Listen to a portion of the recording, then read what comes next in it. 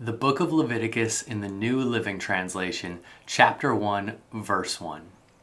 The Lord called to Moses from the tabernacle and said to him, "Give the following instructions to the people of Israel. When you present an animal as an offering to the Lord, you may take it from the herd of cattle or your flock of sheep and goats. If the animal you present as a burnt offering is from the herd, it must be a male with no defects. Bring it to the entrance of the tabernacle, so you may be accepted by the Lord. Lay your hand on the animal's head, and the Lord will accept its death in your place to purify you, making you right with him. Then slaughter the young bull in the Lord's presence, and Aaron's sons, the priests, will present the animal's blood by splattering it against all sides of the altar that stands at the entrance to the tabernacle. Then skin the animal and cut it into pieces. The sons of Aaron the priest will build a wood fire on the altar. They will arrange the pieces of the offering, including the head and fat, on the wood burning on the altar. But the internal organs and the legs must first be washed with water. Then the priest will burn the entire sacrifice on the altar as a burnt offering. It is a special gift, a pleasing aroma to the Lord. If the animal you present as a burnt offering is from the flock, it may be either a sheep or a goat, but it must be a male with no defects. Slaughter the animal on the north side of the altar in the Lord's presence, and Aaron's sons, the priests, will splatter its blood against all sides of the altar.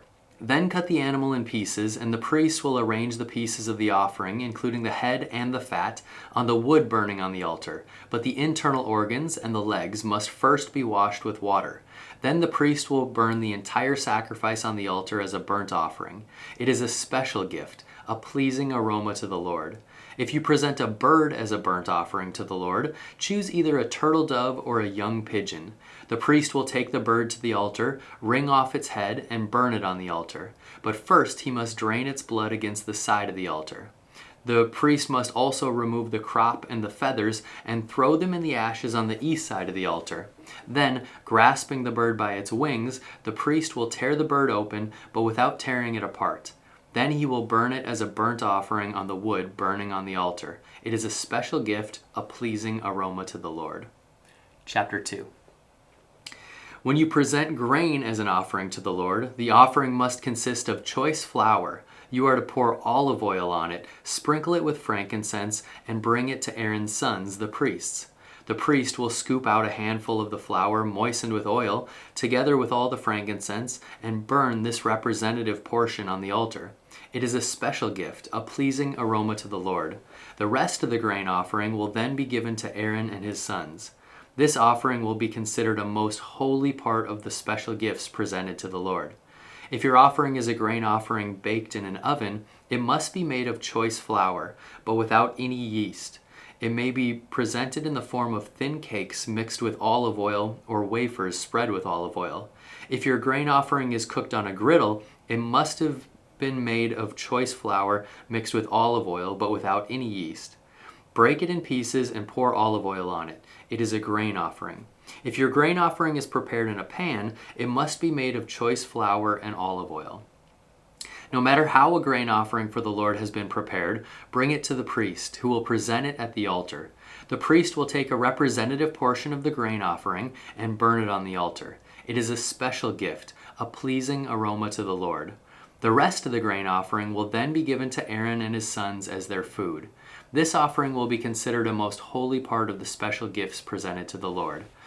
Do not use yeast in preparing any of the grain offerings you present to the Lord, because no yeast or honey may be burned as a special gift presented to the Lord. You may add yeast and honey to an offering of the first crops of your harvest, but these must never be offered on the altar as a pleasing aroma to the Lord. Season all your grain offerings with salt to remind you of God's eternal covenant. Never forget to add salt to your grain offerings. If you present a grain offering to the Lord from the first portion of your harvest, bring fresh grain that is coarsely ground and roasted on a fire. Put olive oil on this grain offering and sprinkle it with frankincense. The priest will take a representative portion of the grain moistened with oil, together with all the frankincense, and burn it as a special gift presented to the Lord. Chapter 3. If you present an animal from the herd as a peace offering to the Lord, it may be a male or a female, but it must have no defects. Lay your hand on the animal's head and slaughter it at the entrance of the tabernacle. Then Aaron's sons, the priests, will splatter its blood against all sides of the altar. The priest must present part of this peace offering as a special gift to the Lord. This includes all the fat around the internal organs, the 2 kidneys, and the fat around them near the loins, and the long lobe of the liver. These must be removed with the kidneys, and Aaron's sons will burn them on top of the burnt offering on the wood burning on the altar. It is a special gift, a pleasing aroma to the Lord. If you present an animal from the flock as a peace offering to the Lord, it may be a male or a female, but it must have no defects. If you present a sheep as your offering, bring it to the Lord. Lay your hand on its head and slaughter it in front of the tabernacle. Aaron's sons will then splatter the sheep's blood against all sides of the altar. The priest must present the fat of this peace offering as a special gift to the Lord. This includes the fat of the broad tail cut off near the backbone, all the fat around the internal organs, the 2 kidneys, and the fat around them near the loins, and the long lobe of the liver. These must be removed with the kidneys, and the priest will burn them on the altar. It is a special gift of food presented to the Lord. If you present a goat as your offering, bring it to the Lord, lay your hand on its head, and slaughter it in front of the tabernacle. Aaron's sons will then splatter the goat's blood against all sides of the altar. The priest must present part of this offering as a special gift to the Lord. This includes all the fat around the internal organs, the 2 kidneys, and the fat around them near the loins, and the long lobe of the liver. These must be removed with the kidneys, and the priest will burn them on the altar. It is a special gift of food, a pleasing aroma to the Lord. All the fat belongs to the Lord. You must never eat any fat or blood. This is a permanent law for you, and it must be observed from generation to generation wherever you live. Chapter 4. Then the Lord said to Moses, "Give the following instructions to the people of Israel. This is how you are to deal with those who sin unintentionally by doing anything that violates one of the Lord's commands. If the high priest sins, bringing guilt upon the entire community, he must give a sin offering for the sin he has committed. He must present to the Lord a young bull with no defects. He must bring the bull to the Lord at the entrance of the tabernacle, lay his hand on the bull's head, and slaughter it before the Lord. The high priest will then take some of the bull's blood into the tabernacle, dip his fingers in the blood, and sprinkle it 7 times before the Lord in front of the inner curtain of the sanctuary. The priest will then put some of the blood on the horns of the altar for fragrant incense that stands in the Lord's presence inside the tabernacle. He will pour out the rest of the bull's blood at the base of the altar for burnt offerings at the entrance of the tabernacle. Then the priest must remove all the fat of the bull to be offered as a sin offering. This includes all the fat around the internal organs, the 2 kidneys and the fat around them near the loins, and the long lobe of the liver. He must remove these along with the kidneys, just as he does with cattle offered as a peace offering, and burn them on the altar of burnt offerings. But he must take whatever is left of the bull, its hide, meat, head, legs, internal organs, and dung, and carry it away to a place outside the camp that is ceremonially clean, the place where the ashes are dumped. There, on the ash heap, he will burn it on a wood fire. If the entire Israelite community sins by violating one of the Lord's commands, but the people don't realize it, they are still guilty. When they become aware of their sin, the people must bring a young bull as an offering for their sin and present it before the tabernacle. The elders of the community must then lay their hands on the bull's head and slaughter it before the Lord. The high priest will then take some of the bull's blood into the tabernacle, dip his finger in the blood, and sprinkle it 7 times before the Lord in front of the inner curtain. He will then put some of the blood on the horns of the altar for fragrant incense that stands in the Lord's presence inside the tabernacle. He will pour out the rest of the blood at the base of the altar for burnt offerings at the entrance of the tabernacle. Then the priest must remove all the animal's fat and burn it on the altar, just as he does with the bull offered as a sin offering for the high priest. Through this process, the priest will purify the people, making them right with the Lord, and they will be forgiven. Then the priest must take what is left of the bull and carry it outside the camp and burn it there, just as is done with the sin offering for the high priest. This offering is for the sin of the entire congregation of Israel. If one of Israel's leaders sins by violating one of the commands of the Lord his God, but doesn't realize it, he is still guilty. When he becomes aware of his sin, he must bring as his offering a male goat with no defects. He must lay his hand on the goat's head and slaughter it at the place where burnt offerings are slaughtered before the Lord. This is an offering for his sin. Then the priest will dip his finger in the blood of the sin offering and put it on the horns of the altar for burnt offerings. He will pour out the rest of the blood at the base of the altar. Then he must burn all the goat's fat on the altar, just as he does with the peace offering. Through this process, the priest will purify the leader from his sin, making him right with the Lord, and he will be forgiven. If any of the common people sin by violating one of the Lord's commands, but they don't realize it, they are still guilty. When they become aware of their sin, they must bring as an offering for their sin a female goat with no defects.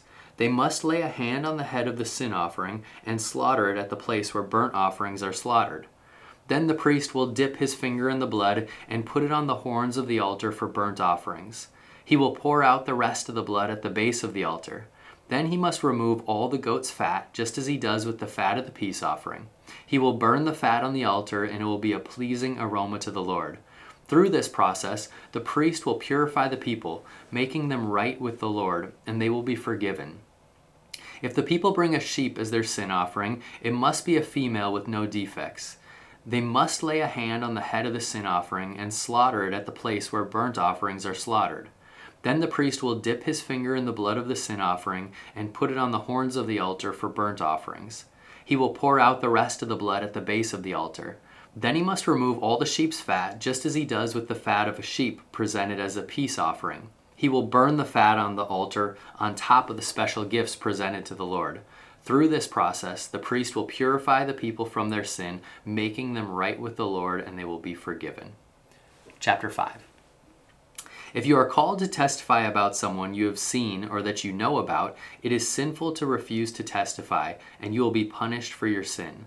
Or suppose you unknowingly touch something that is ceremonially unclean, such as the carcass of an unclean animal. When you realize what you have done, you must admit your defilement and your guilt. This is true whether it was in a wild animal, a domestic animal, or an animal that scurries along the ground. Or suppose you unknowingly touch something that makes a person unclean. When you realize what you have done, you must admit your guilt. Or suppose you make a foolish vow of any kind, whether its purpose is for good or for bad. When you realize its foolishness, you must admit your guilt.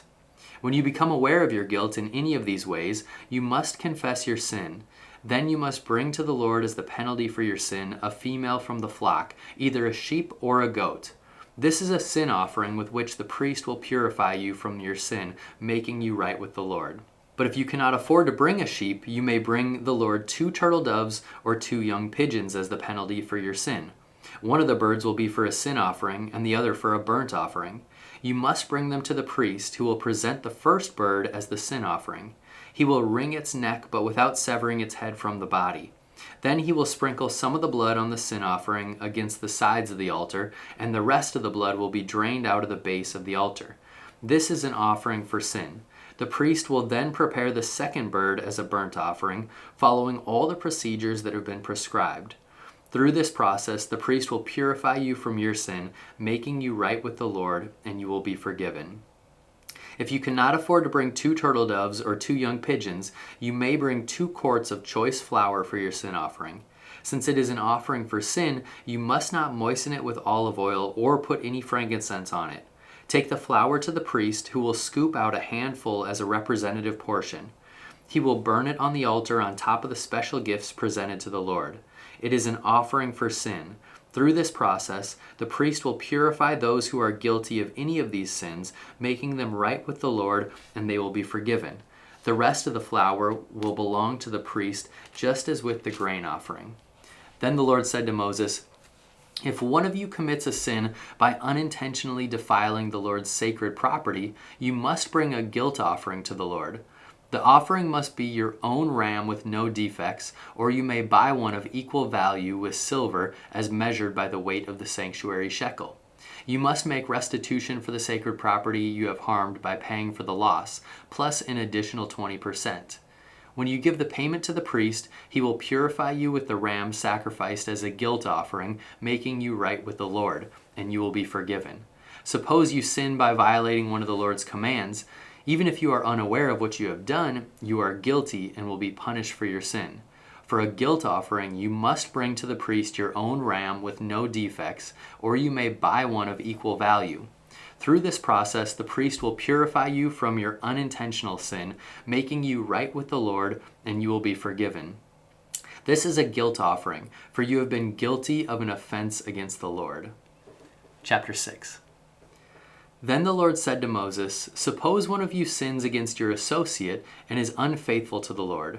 Suppose you cheat in a deal involving a security deposit, or you steal or commit fraud, or you find lost property and lie about it, or you lie while swearing to tell the truth, or you commit any other such sin. If you have sinned in any of these ways, you are guilty. You must give back whatever you stole, or the money you took by extortion, or the security deposit, or the lost property you found, or anything obtained by swearing falsely.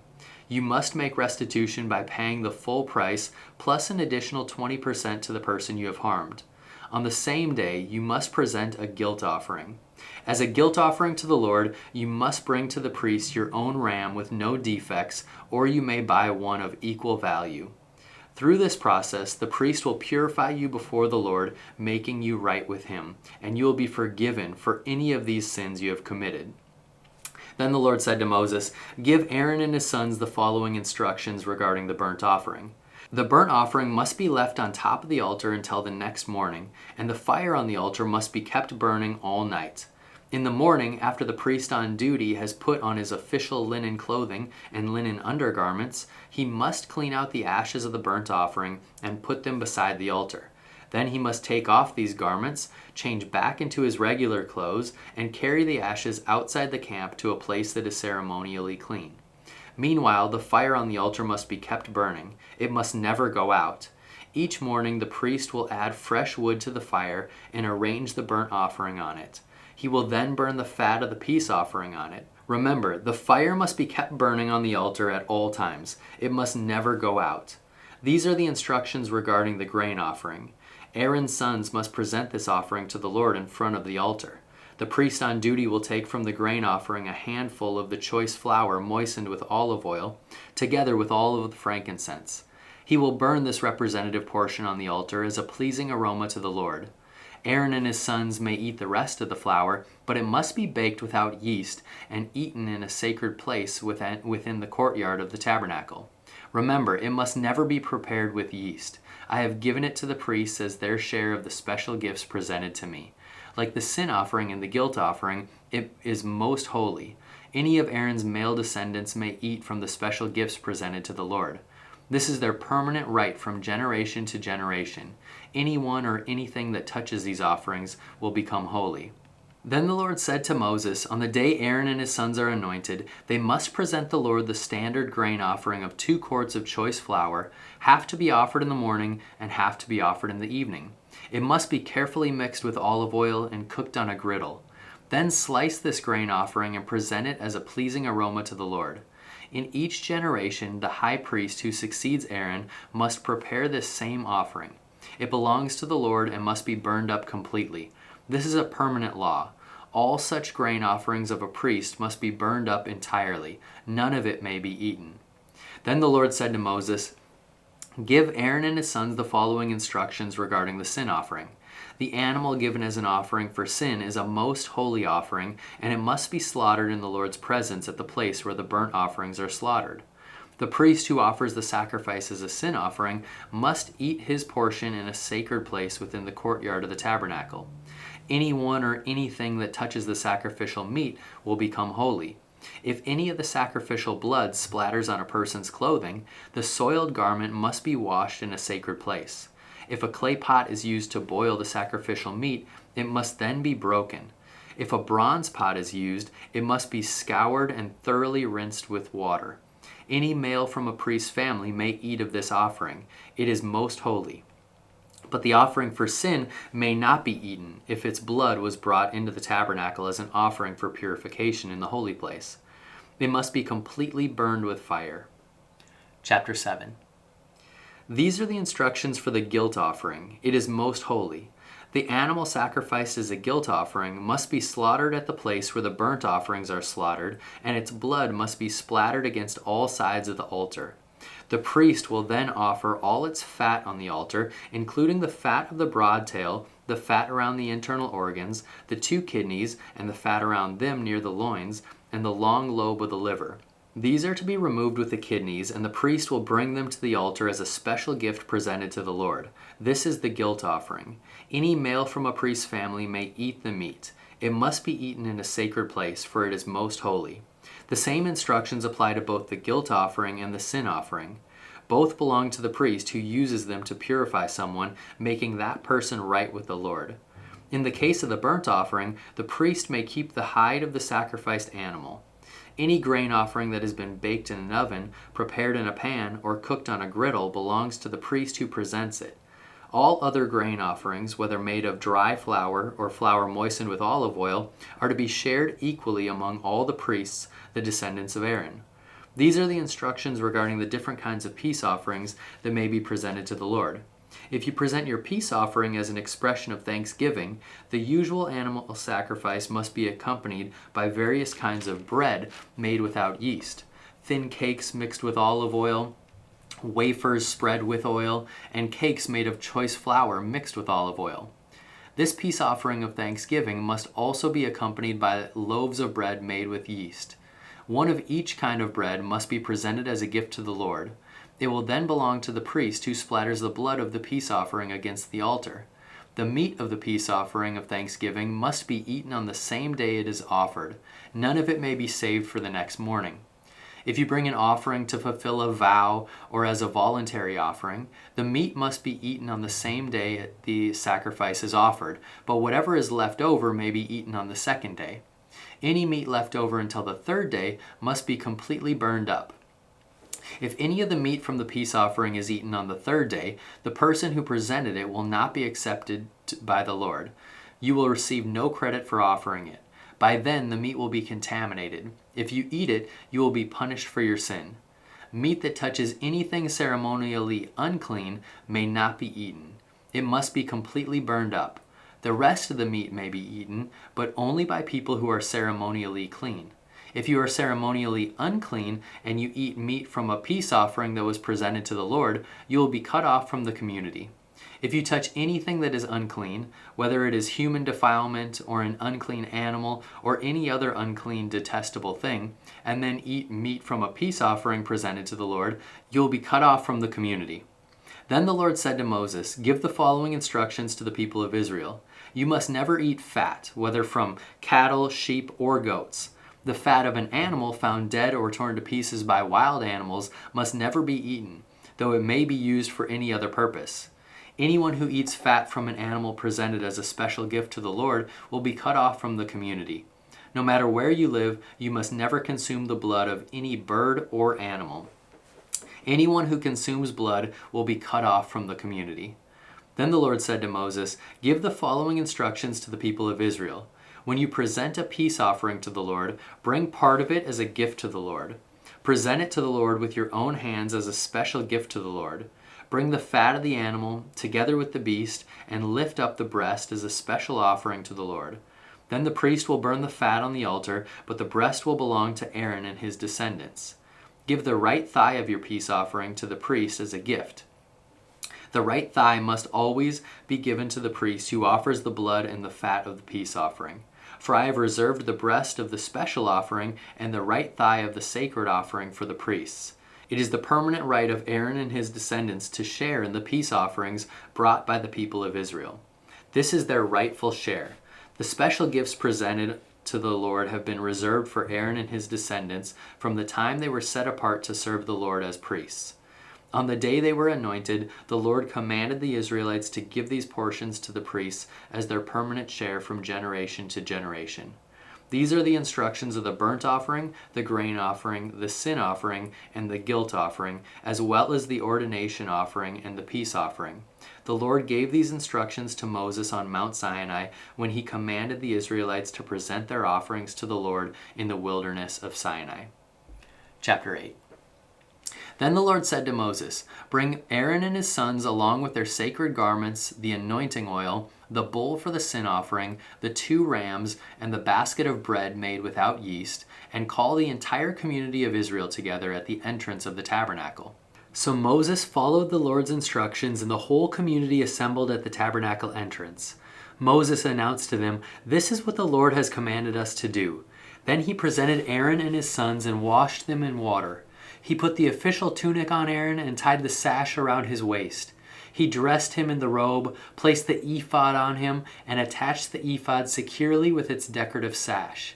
Then Moses placed the chest piece on Aaron and put the Urim and the Thummim inside it. He placed the turban on Aaron's head and attached the gold medallion, the badge of holiness, to the front of the turban, just as the Lord had commanded him. Then Moses took the anointing oil and anointed the tabernacle and everything in it, making them holy. He sprinkled the oil on the altar 7 times, anointing it and all its utensils, as well as the wash basin and its stand, making them holy.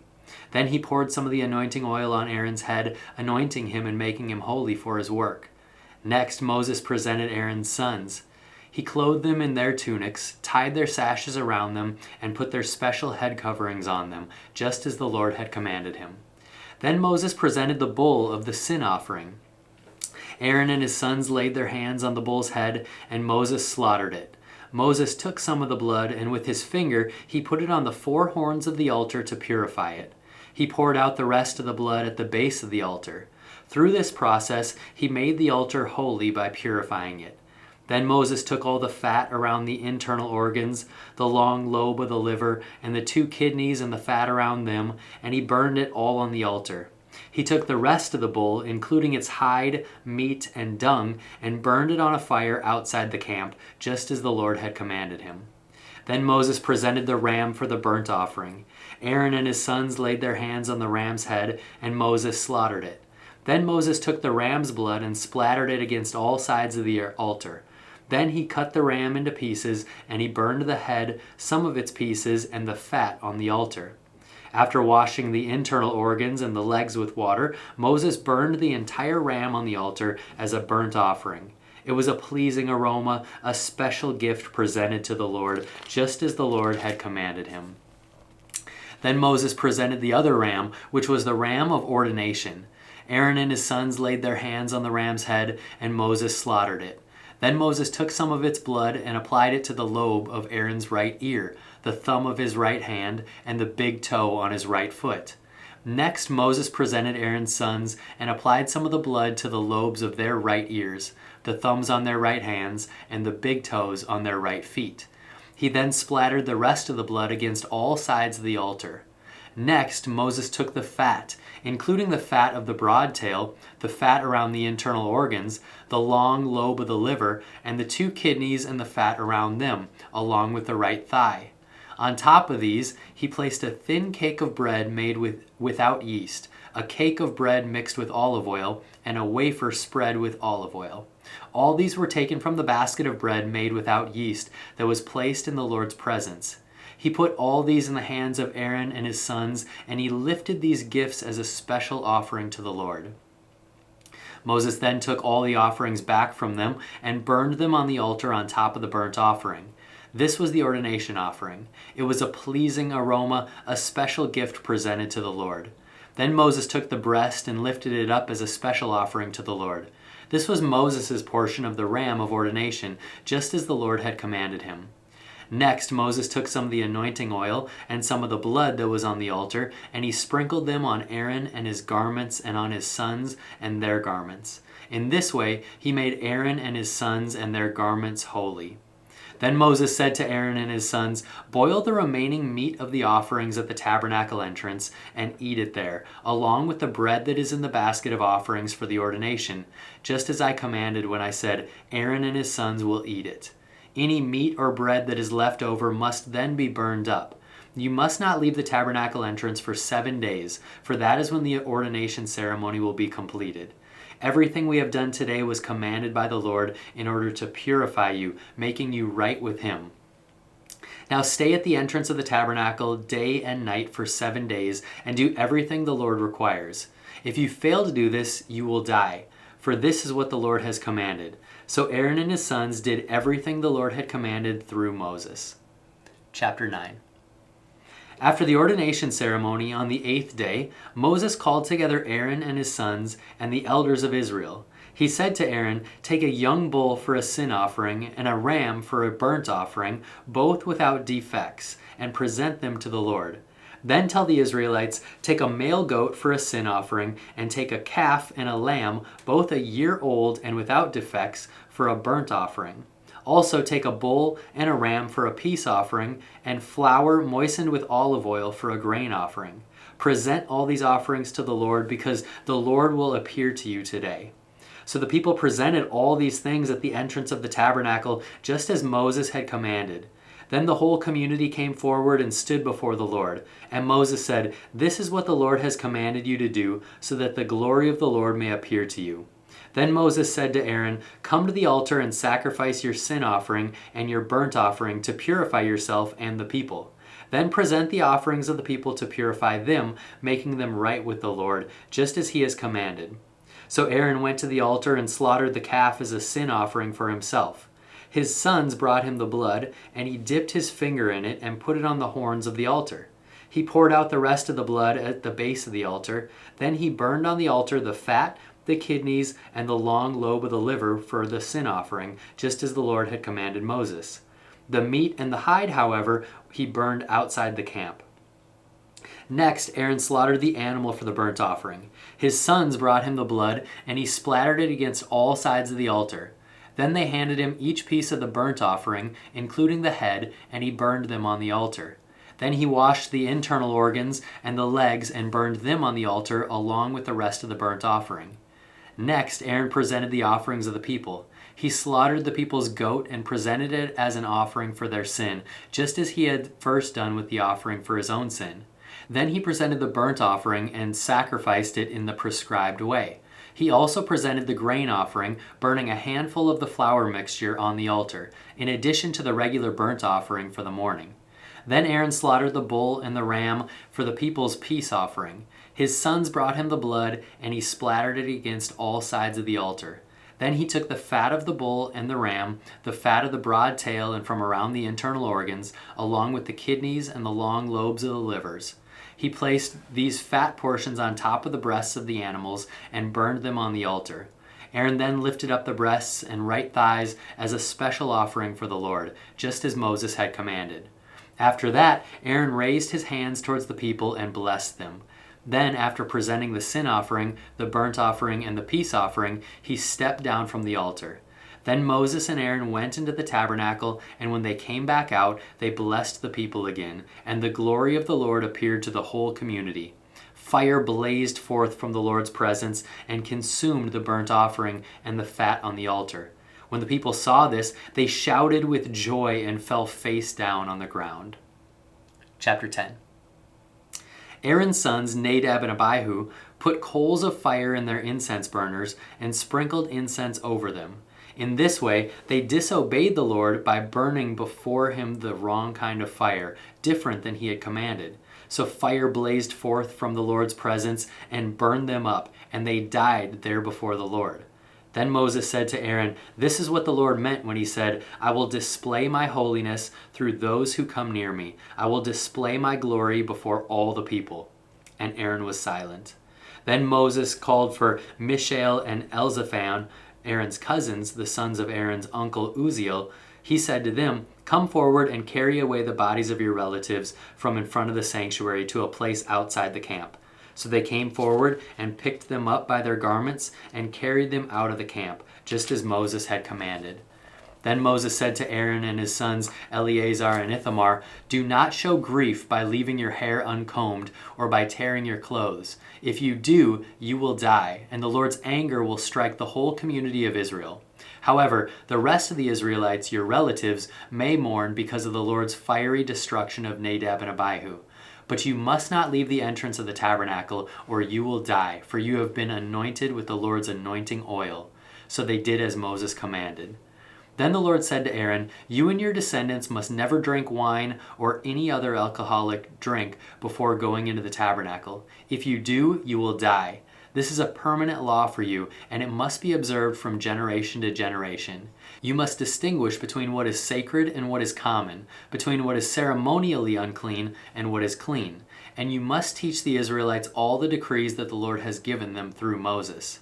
Then Moses said to Aaron and his remaining sons, Eleazar and Ithamar, "Take what is left of the grain offering after a portion has been presented as a special gift to the Lord, and eat it beside the altar. Make sure it contains no yeast, for it is most holy. You must eat it in a sacred place, for it has been given to you and your descendants as your portion of the special gifts presented to the Lord. These are the commands I have been given, but the breast and thigh that were lifted up as a special offering may be eaten in any place that is ceremonially clean. These parts have been given to you and your descendants as your portion of the peace offerings presented by the people of Israel. You must lift up the thigh and breast as a special offering to the Lord, along with the fat of the special gifts. These parts will belong to you and your descendants as your permanent right, just as the Lord has commanded." Moses then asked them what had happened to the goat of the sin offering. When he discovered it had been burned up, he became very angry with Eleazar and Ithamar, Aaron's remaining sons. "Why did you eat the sin offering in the sacred area?" he demanded. "It is a holy offering. The Lord has given it to you to remove the guilt of the community and to purify the people, making them right with the Lord. Since the animal's blood was not brought into the holy place, you should have eaten the meat in the sacred area as I ordered you." Then Aaron answered Moses, "Today my sons presented both their sin offering and their burnt offering to the Lord, and yet this tragedy has happened to me. If I had eaten the people's sin offering on such a tragic day as this, would the Lord have been pleased?" And when Moses heard this, he was satisfied. Chapter 11. Then the Lord said to Moses and Aaron, "Give the following instructions to the people of Israel.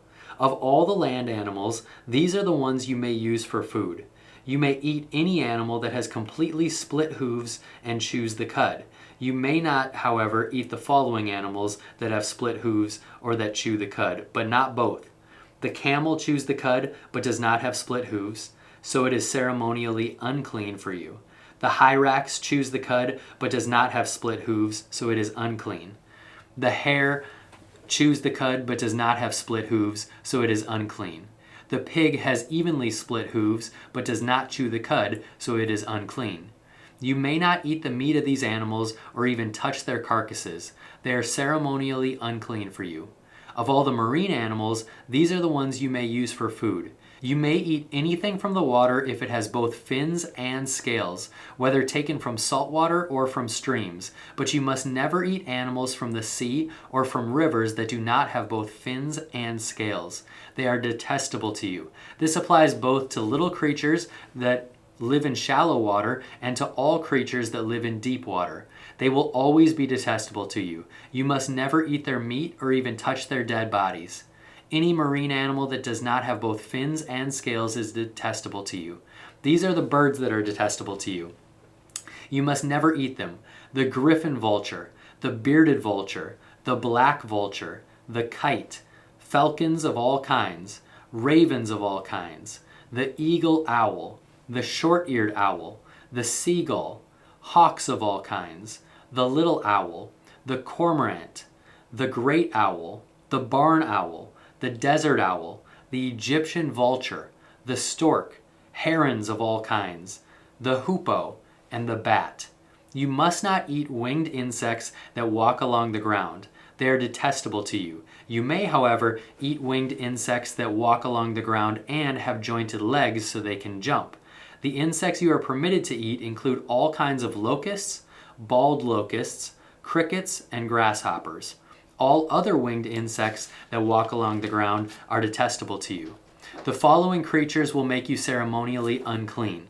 If any of you touch their carcasses, you will be defiled until evening. If you pick up their carcasses, you must wash your clothes, and you will remain defiled until evening. Any animal that has split hooves that are not evenly divided or that does not chew the cud is unclean for you. If you touch the carcass of such an animal, you will be defiled. Of the animals that walk on all fours, those that have paws are unclean. If you touch the carcass of such an animal, you will be defiled until evening. If you pick up its carcass, you must wash your clothes, and you will remain defiled until evening. These animals are unclean for you. Of the small animals that scurry along the ground, these are unclean for you: the mole rat, the rat, large lizards of all kinds, the gecko, the monitor lizard, the common lizard, the sand lizard, and the chameleon. All these small animals are unclean for you. If any of you touch the dead body of such an animal, you will be defiled until evening. If such an animal dies and falls on something, that object will be unclean.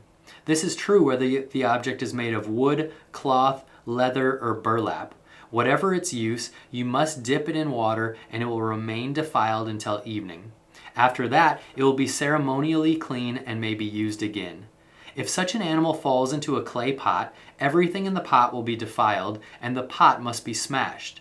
If the water from such a container spills on any food, the food will be defiled, and any beverage in such a container will be defiled. Any object on which the carcass of such an animal falls will be defiled. If it is an oven or hearth, it must be destroyed, for it is defiled, and you must treat it accordingly. However, if the carcass of such an animal falls into a spring or a cistern, the water will still be clean, but anyone who touches the carcass will be defiled. If the carcass falls on seed grain to be planted in the field, the seed will still be considered clean. But if the seed is wet when the carcass falls on it, the seed will be defiled. If an animal you are permitted to eat dies and you touch its carcass, you will be defiled until evening. If you eat any of its meat or carry away its carcass, you must wash your clothes, and you will remain defiled until evening. All small animals that scurry along the ground are detestable, and you must never eat them. This includes all animals that slither along on their bellies, as well as those with 4 legs and those with many feet. All such animals that scurry along the ground are detestable, and you must never eat them. Do not defile yourselves by touching them. You must not make yourselves ceremonially unclean because of them. For I am the Lord your God. You must consecrate yourselves and be holy, because I am holy. So do not defile yourselves with any of these small animals that scurry along the ground. For I, the Lord, am the one who brought you up from the land of Egypt, that I might be your God. Therefore you must be holy, because I am holy. These are the instructions regarding land animals, birds, marine creatures, and animals that scurry along the ground. By these instructions you will know what is unclean and clean, and which animals may be eaten and which may not be eaten. Chapter 12. The Lord said to Moses, "Give the following instructions to the people of Israel. If a woman becomes pregnant and gives birth to a son, she will be ceremonially unclean for 7 days, just as she is unclean during her menstrual period. On the 8th day, the boy's foreskin must be circumcised. After waiting 33 days, she will be purified from the bleeding of childbirth. During this time of purification, she must not touch anything that is set apart as holy, and she must not enter the sanctuary until her time of purification is over. If a woman gives birth to a daughter, she will be ceremonially unclean for 2 weeks, just as she is unclean during her menstrual period. After waiting 66 days, she will be purified from the bleeding of childbirth. When the time of purification is completed for either a son or a daughter, the woman must bring a 1-year-old lamb for a burnt offering and a young pigeon or turtle dove for a purification offering. She must bring her offerings to the priest at the entrance of the tabernacle. The priest will then present them to the Lord to purify her. Then she will be ceremonially clean again after her bleeding at childbirth. These are the instructions for a woman after the birth of a son or a daughter. If a woman cannot afford to bring a lamb, she must bring 2 turtle doves or 2 young pigeons. One will be for the burnt offering and the other for the purification offering. The priest will sacrifice them to purify her, and she will be ceremonially clean. Chapter 13. The Lord said to Moses and Aaron, "If anyone has a swelling or a rash or discolored skin that might develop into a serious skin disease, that person must be brought to Aaron the high priest or to one of his sons. The priest will examine the affected area of the skin. If the hair in the affected area has turned white and the problem appears to be more than skin deep, it is a serious skin disease, and the priest who examines it must pronounce the person ceremonially unclean. But if the affected area of the skin is only a white discoloration and does not appear to be more than skin deep, and if the hair on the spot has not turned white, the priest will quarantine the person for 7 days. On the 7th day, the priest will make another examination. If he finds the affected area has not changed and the problem has not spread on the skin, the priest will quarantine the person for 7 more days. On the seventh day, the priest will make another examination. If he finds the affected area has faded and has not spread, the priest will pronounce the person ceremonially clean. It was only a rash. The person's clothing must be washed, and the person will be ceremonially clean. But if the rash continues to spread after the person has been examined by the priest and has been pronounced clean, the infected person must return to be examined again. If the priest finds that the rash has spread, he must pronounce the person ceremonially unclean, for it is indeed a skin disease. Anyone who develops a serious skin disease must go to the priest for an examination. If the priest finds a white swelling on the skin and some hair on the spot has turned white and there is an open sore in the affected area, it is a chronic skin disease and the priest must pronounce the person ceremonially unclean. In such a case, the person need not be quarantined, for it is obvious that the skin is defiled by the disease. Now suppose the disease has spread all over the person's skin, covering the body from head to foot. When the priest examines the infected person and finds that the disease covers the entire body, he will pronounce the person ceremonially clean. Since the skin has turned completely white, the person is clean. But if any open sores appear, the infected person will be pronounced ceremonially unclean. The priest must make this pronouncement as soon as he sees an open sore, since open sores indicate the presence of a skin disease. However, if the open sores heal and turn white like the rest of the skin, the person must return to the priest for another examination. If the affected areas have indeed turned white, the priest will then pronounce the person ceremonially clean by declaring, "You are clean." If anyone has a boil on the skin that has started to heal, but a white swelling or a reddish white spot develops in its place, that person must go to the priest to be examined. If the priest examines it and finds it to be more than skin deep, and if the hair in the affected area has turned white, the priest must pronounce the person ceremonially unclean. The boil has become a serious skin disease, but if the priest finds no white hair on the affected area and the problem appears to be no more than skin deep and has faded, the priest must quarantine the person for 7 days. If during that time the affected area spreads on the skin, the priest must pronounce the person ceremonially unclean because it is a serious disease. But if the area grows no larger and does not spread, it is merely the scar from the boil, and the priest will pronounce the person ceremonially clean. If anyone has suffered a burn on the skin and the burned area changes color, becoming either reddish white or shiny white, the priest must examine it. If he finds that the hair in the affected area has turned white and the problem appears to be more than skin deep, a skin disease has broken out in the burn. The priest must then pronounce the person ceremonially unclean, for it is clearly a serious skin disease. But if the priest finds no white hair on the affected area and the problem appears to be no more than skin deep and has faded, the priest must quarantine the affected person for 7 days. On the 7th day, the priest must examine the person again. If the affected area has spread on the skin, the priest must pronounce the person ceremonially unclean, for it is clearly a serious skin disease. But if the affected area has not changed or spread on the skin and has faded, it is simply a swelling from the burn. The priest will then pronounce the person ceremonially clean, for it is only the scar from the burn. If anyone, either a man or a woman, has a sore on the head or chin, the priest must examine it.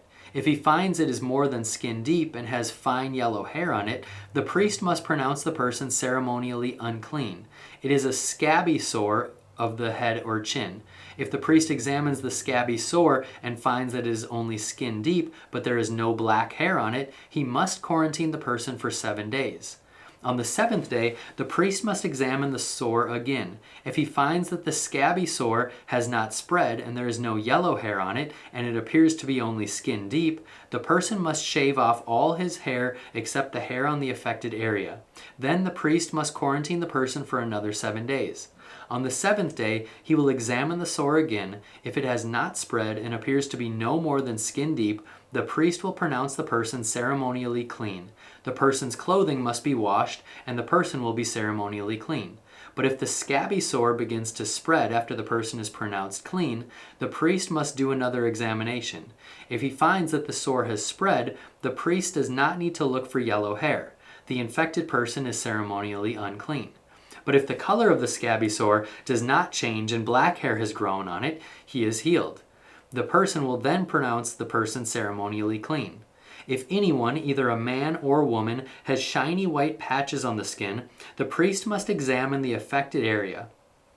If he finds that the shiny patches are only pale white, this is a harmless skin disease and the person is ceremonially clean. If a man loses his hair and his head becomes bald, he is still ceremonially clean. And if he loses hair on his forehead, he simply has a bald forehead. He is still clean. However, if a reddish white sore appears on the bald area on top of his head or on his forehead, this is a skin disease. The priest must examine him, and if he finds swelling around the reddish white sore anywhere on the man's head and it looks like a skin disease, the man is indeed infected with a skin disease and is unclean. The priest must pronounce him ceremonially unclean because of the sore on his head. Those who suffer from a serious skin disease must tear their clothing and leave their hair uncombed. They must cover their mouth and call out, "Unclean, unclean." As long as the serious disease lasts, they will be ceremonially unclean. They must live in isolation in their place outside the camp. Now suppose mildew contaminates some woolen or linen clothing. Woolen or linen fabric, the hide of an animal, or anything made of leather. If the contaminated area in the clothing, the animal hide, the fabric, or the leather article has turned greenish or reddish, it is contaminated with mildew and must be shown to the priest. After examining the affected spot, the priest will put the article in quarantine for 7 days. On the 7th day, the priest must inspect it again. If the contaminated area has spread, the clothing or fabric or leather is clearly contaminated by a serious mildew and is ceremonially unclean. The priest must burn the item, the clothing, the woolen or linen fabric, or piece of leather, for it has been contaminated by a serious mildew. It must be completely destroyed by fire. But if the priest examines it and finds that the contaminated area has not spread in the clothing, the fabric, or the leather, the priest will order the object to be washed and then quarantined for 7 more days. Then the priest must examine the object again. If he finds that the contaminated area has not changed color after being washed, even if it did not spread, the object is defiled. It must be completely burned up, whether the contaminated spot is on the inside or outside. But if the priest examines it and finds that the contaminated area has faded after being washed, he must cut the spot from the clothing, the fabric, or the leather. If the spot later reappears on the clothing, the fabric, or the leather article, the mildew is clearly spreading and the contaminated object must be burned up. But if the spot disappears from the clothing, the fabric, or the leather article after it has been washed, it must be washed again, then it will be ceremonially clean. These are the instructions for dealing with mildew that contaminates woolen or linen clothing or fabric or anything made of leather. This is how the priest will determine whether these items are ceremonially clean or unclean. Chapter 14. And the Lord said to Moses, "The following instructions are for those seeking ceremonial purification from a skin disease. Those who have been healed must be brought to the priest, who will examine them at a place outside the camp. If the priest finds that someone has been healed of a serious skin disease, he will perform a purification ceremony using 2 live birds that are ceremonially clean, a stick of cedar, some scarlet yarn, and a hyssop branch. The priest will order that 1 bird be slaughtered over a clay pot filled with fresh water. He will take the live bird, the cedar stick, the scarlet yarn, and the hyssop branch, and dip them into the blood of the bird that was slaughtered over the fresh water. The priest will then sprinkle the blood of the dead bird 7 times on the person being purified of the skin disease. When the priest has purified the person, he will release the live bird in the open field to fly away. The persons being purified must then wash their clothes, shave off all their hair, and bathe themselves in water. Then they will be ceremonially clean and may return to the camp. However, they must remain outside their tents for 7 days. On the 7th day, they must again shave all the hair from their heads, including the head of their beard and eyebrows. They must also wash their clothes and bathe themselves in water. Then they will be ceremonially clean. On the 8th day, each person being purified must bring 2 male lambs and a 1-year-old female lamb, all with no defects, along with a grain offering of 6 quarts of choice flour moistened with olive oil and a cup of olive oil. Then the officiating priest will present that person for purification, along with the offerings before the Lord at the entrance of the tabernacle. The priest will take one of the male lambs and the olive oil and present them as a guilt offering, lifting them up as a special offering before the Lord. He will then slaughter the male lamb in the sacred area where sin offerings and burnt offerings are slaughtered. As with the sin offering, the guilt offering belongs to the priest. It is a most holy offering.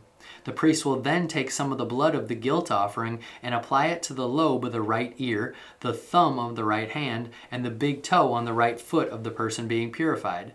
Then the priest will pour some of the olive oil into the palm of his own left hand. He will dip his right fingers into the oil in his palm and sprinkle some of it with his fingers 7 times before the Lord. The priest will then apply some of the oil in his palm over the blood from the guilt offering that is on the lobe of the right ear, the thumb on the right hand, and the big toe on the right foot of the person being purified. The priest will apply the oil remaining in his hand to the head of the person being purified. Through this process, the priest will purify the person from the Lord. Then the priest must present the sin offering to purify the person who is cured of the skin disease. After that, the priest will slaughter the burnt offering and offer it on the altar along with the grain offering. Through this process, the priest will purify the person who is healed, and the person will be ceremonially clean. But anyone who is too poor and cannot afford these offerings may bring 1 male lamb for a guilt offering, to be lifted up as a special offering for purification. The person must also bring 2 quarts of choice flour moistened with olive oil for the grain offering and a cup of olive oil. The offering must also include 2 turtle doves or 2 young pigeons, whichever the person can afford. One of the pair must be used for the sin offering and the other for the burnt offering. On the 8th day of the purification ceremony, the person being purified must bring the offerings to the priest in the Lord's presence at the entrance of the tabernacle. The priest will take the lamb for the guilt offering, along with the olive oil, and lift them up for a special offering to the Lord. Then the priest will slaughter the lamb for the guilt offering. He will take some of its blood and apply it to the lobe of the right ear, the thumb of the right hand, and the big toe of the right foot of the person being purified. The priest will also pour some of the olive oil into the palm of his own left hand. He will dip his right finger into the oil in his palm and sprinkle some of it 7 times before the Lord. The priest will then apply some of the oil in his palm over the blood from the guilt offering that is on the right lobe of the right ear, the thumb of the right hand, and the big toe of the right foot of the person being purified. The priest will apply the oil remaining in his hand to the head of the person being purified. Through this process, the priest will purify the person before the Lord. Then the priest will offer the 2 turtle doves and the 2 young pigeons, whichever the person can afford. One of them is for a sin offering and the other for a burnt offering, to be presented along with the grain offering. Through this process, the priest will purify the person before the Lord. These are the instructions for purification for those who have recovered from a serious skin disease, but who cannot afford to bring the offerings normally required for the ceremony of purification. Then the Lord said to Moses and Aaron, "When you arrive in Canaan, the land I am giving you as your own possession, I may contaminate some of the houses in your land with mildew. The owner of such a house must then go to the priest and say, 'It appears that my house has some kind of mildew.' Before the priest goes in to inspect the house, he must have the house emptied so nothing inside will be pronounced ceremonially unclean. Then the priest will go in and examine the mildew on the walls. If he finds greenish or reddish streaks and the contamination appears to go deeper than the wall's surface, the priest will step outside the door and put the house in quarantine for 7 days. On the 7th day, the priest must return for another inspection. If he finds that the mildew on the walls of the house has spread, the priest must order that the stones from those areas be removed. The contaminated material will then be taken outside the town to an area designated for ceremonially unclean. Next, the inside walls of the entire house must be scraped thoroughly and the scrapings dumped into the unclean place outside the town. Other stones will be brought in to replace the ones that were removed, and the walls will be replastered. But if the mildew appears after all the stones have been replaced and the house has been scraped and replastered, the priest must return and inspect the house again. If he finds that the mildew has spread, the walls are clearly contaminated with a serious mildew and the house is defiled. It must be torn down, and all its stones, timbers, and plaster must be carried out of town to the place designated as ceremonially unclean. Those who enter the house during the period of quarantine will be ceremonially unclean until evening, and all who sleep or eat in the house must wash their clothing. But if the priest returns for his inspection and finds that the mildew has not reappeared in the house after the fresh plastering, he will pronounce it clean because the mildew is clearly gone. To purify the house, the priest must take 2 birds, a stick of cedar, some scarlet yarn, and a hyssop branch. He will slaughter one of the birds over a clay pot filled with fresh water. He will take the cedar stick, the hyssop branch, the scarlet yarn, and the live bird, and dip them into the blood of the slaughtered bird and into the fresh water. Then he will sprinkle the house 7 times. When the priest has purified the house in exactly this way, he will release the live bird in the open fields outside of town. Through this process, the priest will purify the house and it will be ceremonially clean. These are the instructions for dealing with serious skin diseases, including scabby sores and mildew, whether on clothing or in a house, and a swelling on the skin, a rash, or a discolored skin. This procedure will determine whether a person or object is ceremonially clean or unclean. These are the instructions regarding skin diseases and mildew. Chapter 15. The Lord said to Moses and Aaron, "Give the following instructions to the people of Israel.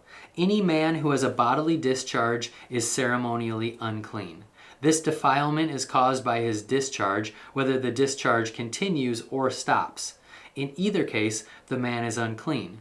Any bed on which the man with the discharge lies, and anything on which he sits will be ceremonially unclean. So if you touch the man's bed, you must wash your clothes and bathe yourself in water, and you will remain unclean until evening. If you sit where the man with the discharge has sat, you must wash your clothes and bathe yourself in water, and you will remain unclean until evening. If you touch the man with the discharge, you must wash your clothes and bathe yourself in water, and you will remain unclean until evening. If the man spits on you, you must wash your clothes and bathe yourself in the water, and you will remain unclean until evening.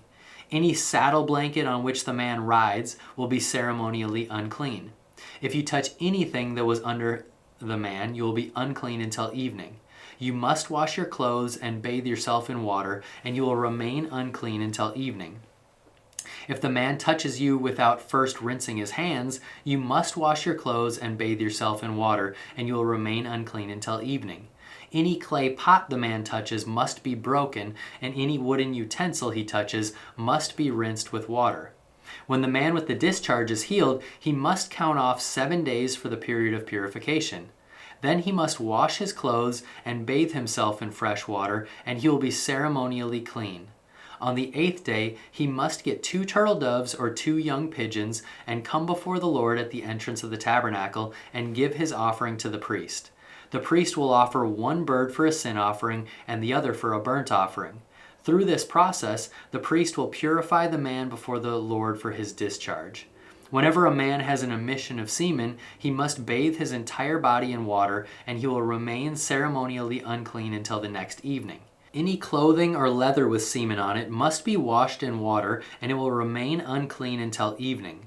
After a man and a woman have sexual intercourse, they must each bathe in water, and they will remain unclean until the next evening. Whenever a woman has her menstrual period, she will be ceremonially unclean for 7 days. Anyone who touches her during that time will be unclean until evening.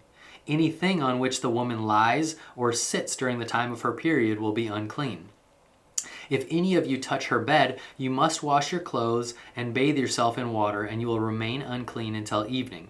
If you touch any object she has sat on, you must wash your clothes and bathe yourself in water, and you will remain unclean until evening. This includes her bed or any other object she has sat on. You will be unclean until evening if you touch it. If a man has sexual intercourse with her and her blood touches him, her menstrual impurity will be transmitted to him.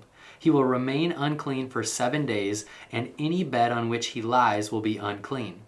If a woman has a flow of blood for many days that is unrelated to her menstrual period, or if the blood continues beyond the normal period, she is ceremonially unclean. As during her menstrual period, the woman will be unclean as long as the discharge continues. Any bed she lies on and any object she sits on during the time will be unclean, just as during her normal menstrual period. If any of you touch these things, you will be ceremonially unclean.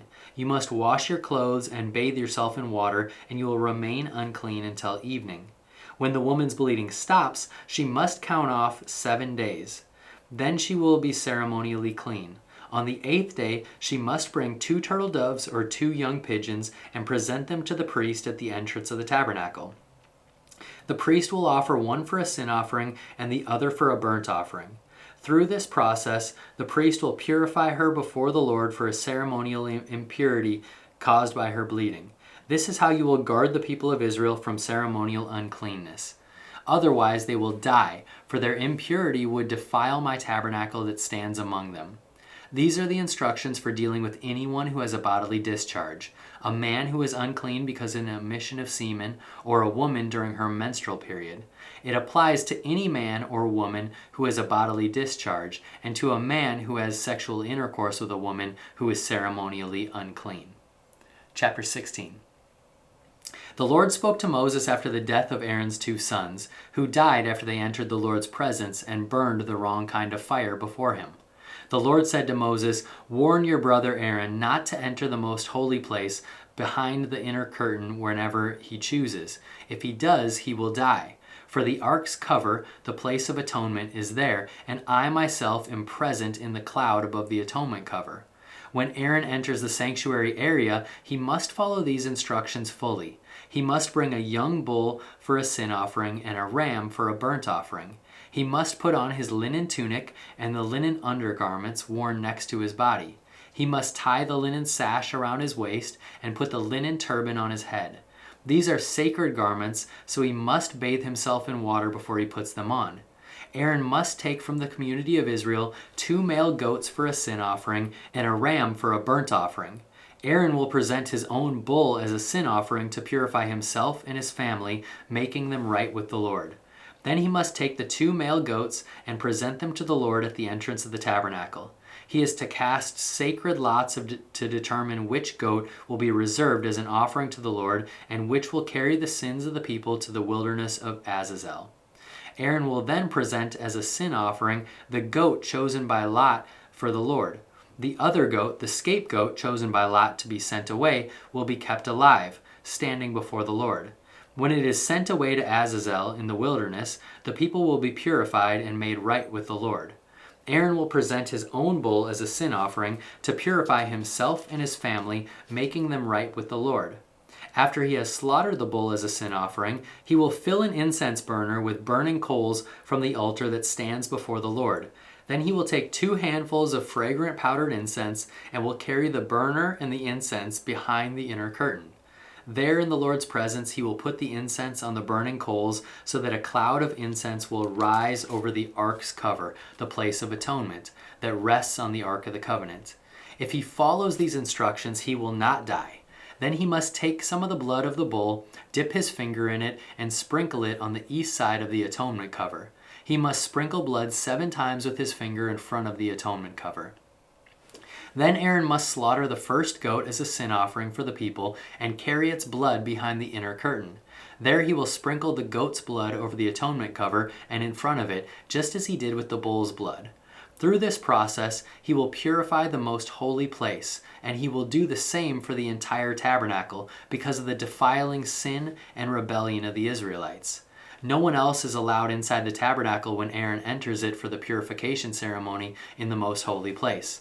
No one may enter until he comes out again after purifying himself, his family, and all the congregation of Israel, making them right with the Lord. Then Aaron will come out to purify the altar that stands before the Lord. He will do this by taking some of the blood from the bull and the goat and putting it on each of the horns of the altar. Then he must sprinkle the blood with his finger 7 times over the altar. In this way, he will cleanse it from Israel's defilement and make it holy. When Aaron has finished purifying the most holy place and the tabernacle and the altar, he must present the live goat. He will lay both of his hands on the goat's head and confess over it all the wickedness, rebellion, and sins of the people of Israel. In this way, he will transfer the people's sins to the head of the goat. Then a man specially chosen for the task will drive the goat into the wilderness. As the goat goes into the wilderness, it will carry all the people's sins upon itself into a desolate land. When Aaron goes back into the tabernacle, he must take off the linen garments he is wearing when he entered the most holy place, and he must leave the garments there. Then he must bathe himself with the water in a sacred place, put on his regular garments, and go out to sacrifice a burnt offering for himself and a burnt offering for the people.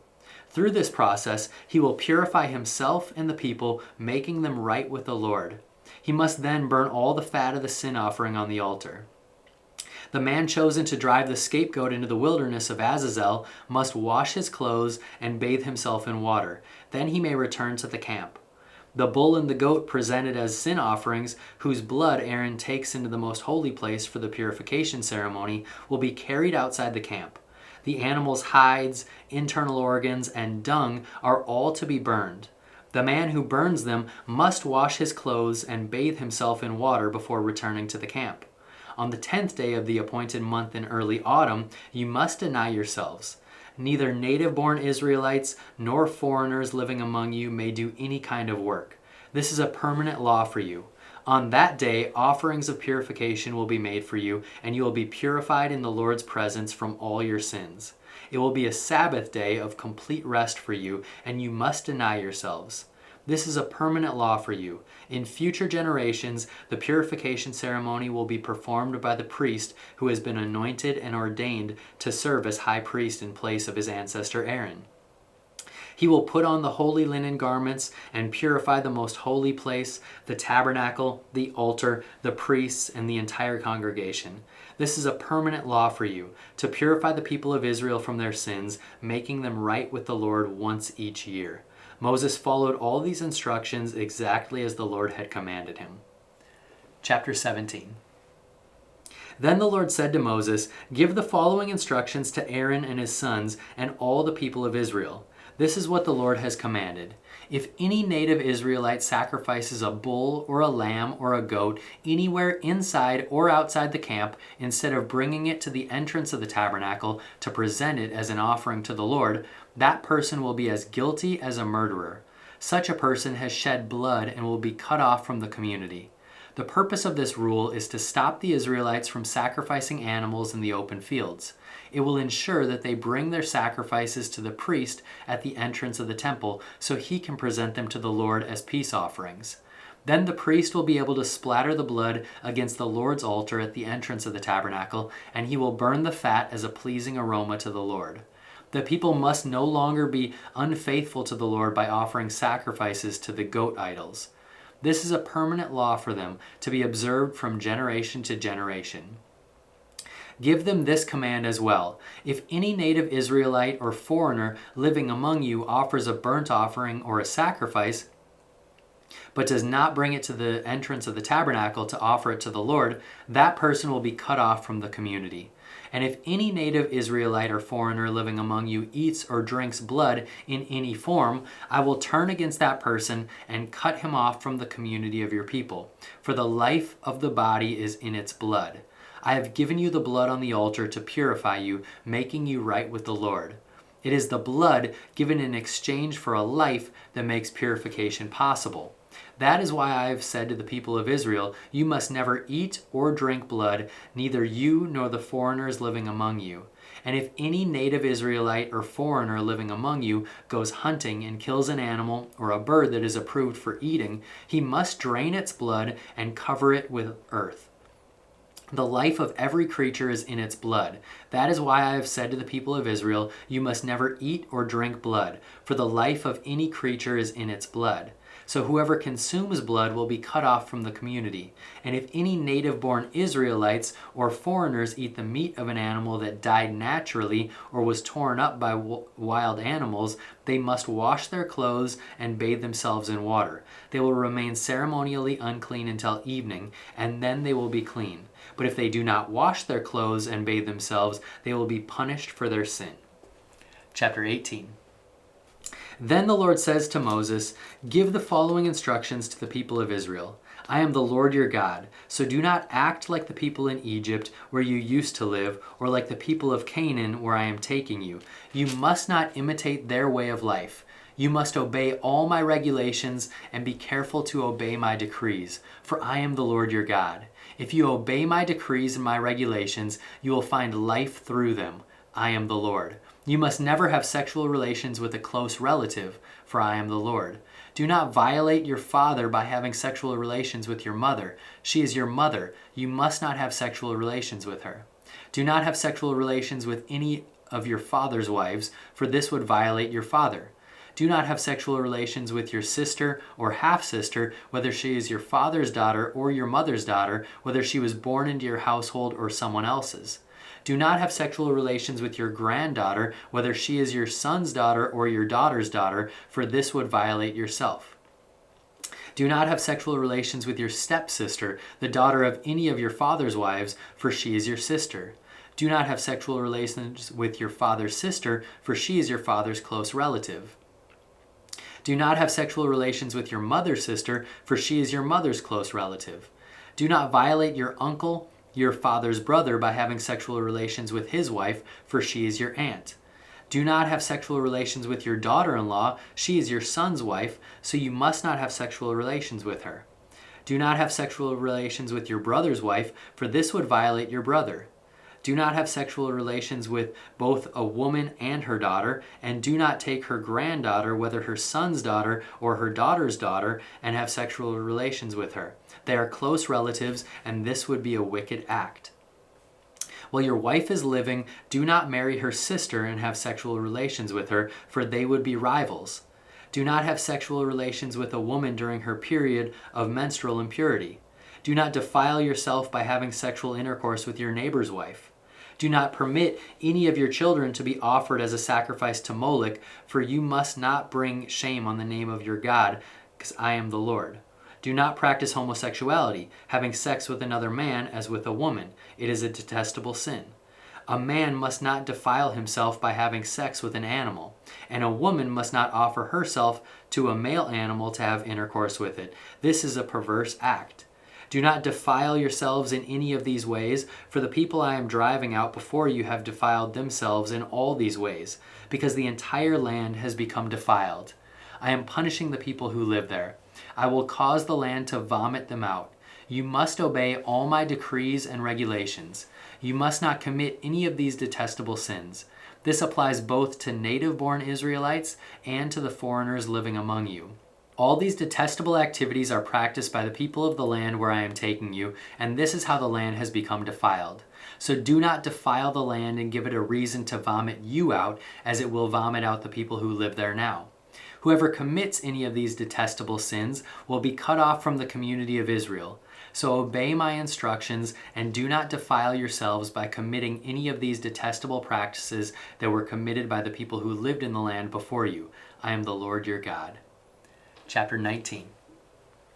The Lord also said to Moses, "Give the following instructions to the entire community of Israel. You must be holy because I, the Lord your God, am holy. Each of you must show great respect for your mother and father, and you must always observe my Sabbath days of rest. I am the Lord your God.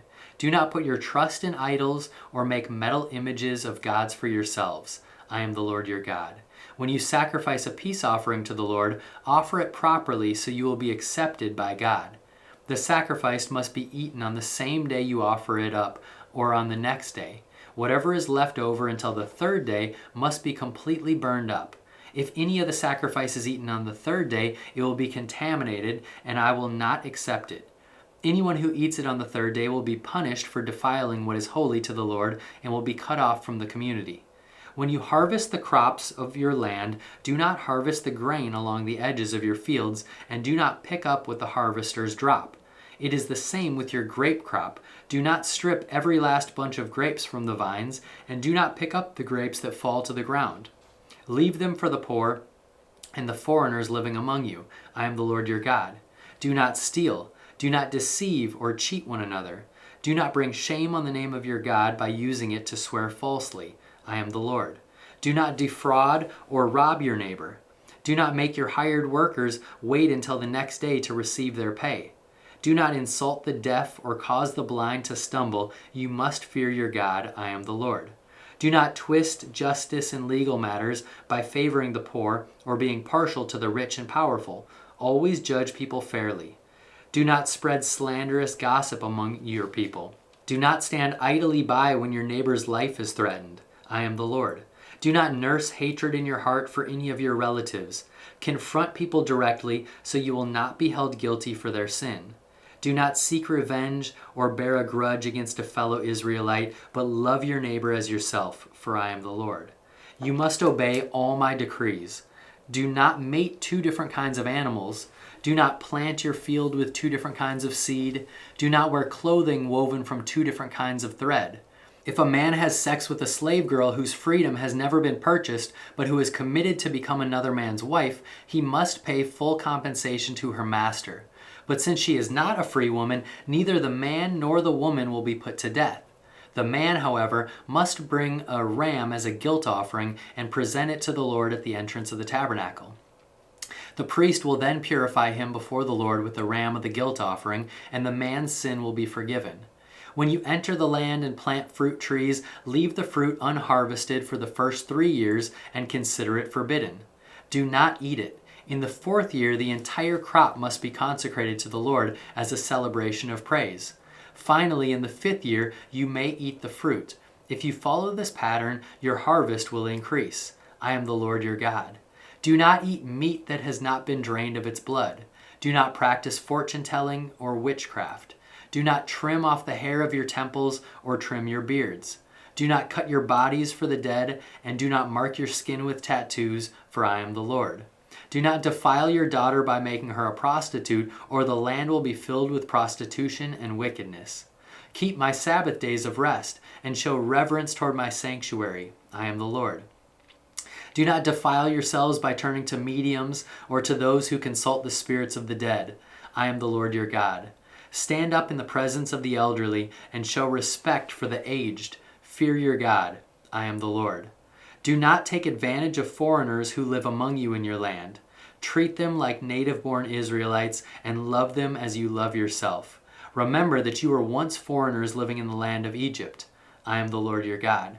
Do not use dishonest standards when measuring length, weight, or volume. Your scales and weights must be accurate. Your containers for measuring dry materials or liquids must be accurate. I am the Lord your God who brought you out of the land of Egypt. You must be careful to keep all my decrees and regulations by putting them into practice. I am the Lord. Chapter 20. The Lord said to Moses, "Give the people of Israel these instructions, which apply both to native Israelites and to the foreigners living in Israel. If any of them offer their children as a sacrifice to Moloch, they must be put to death. The people of the community must stone them to death. I myself will turn against them and cut them off from the community, because they have defiled my sanctuary and brought shame on my holy name by offering their children to Moloch. And if the people of the community ignore those who offer their children to Moloch and refuse to execute them, I myself will turn against them and their families and will cut them off from the community. This will happen to all who commit spiritual prostitution by worshiping Moloch. I will also turn against those who commit spiritual prostitution by putting their trust in mediums or in those who consult the spirits of the dead. I will cut them off from my community. So set yourselves apart to be holy, for I am the Lord your God. Keep all my decrees by putting them into practice, for I am the Lord who makes you holy.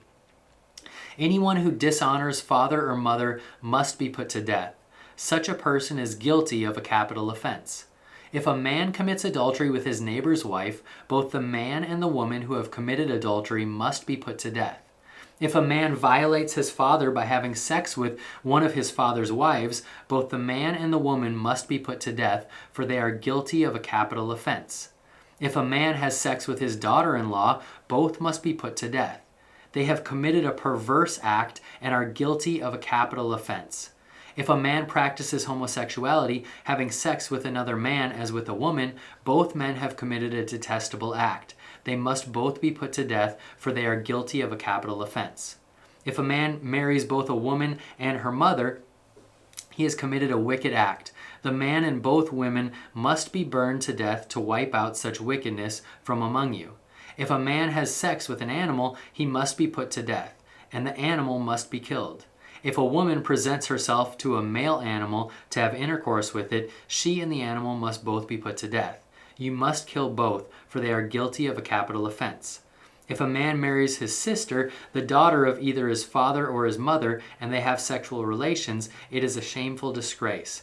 They must be publicly cut off from the community. Since the man has violated his sister, he will be punished for his sin. If a man has sexual relations with a woman during her menstrual period, both of them must be cut off from the community, for together they have exposed the source of her blood flow. Do not have sexual relations with your aunt, whether your mother's sister or your father's sister. This would dishonor a close relative. Both parties are guilty and will be punished for their sin. If a man has sex with his uncle's wife, he has violated his uncle. Both the man and woman will be punished for their sin, and they will die childless.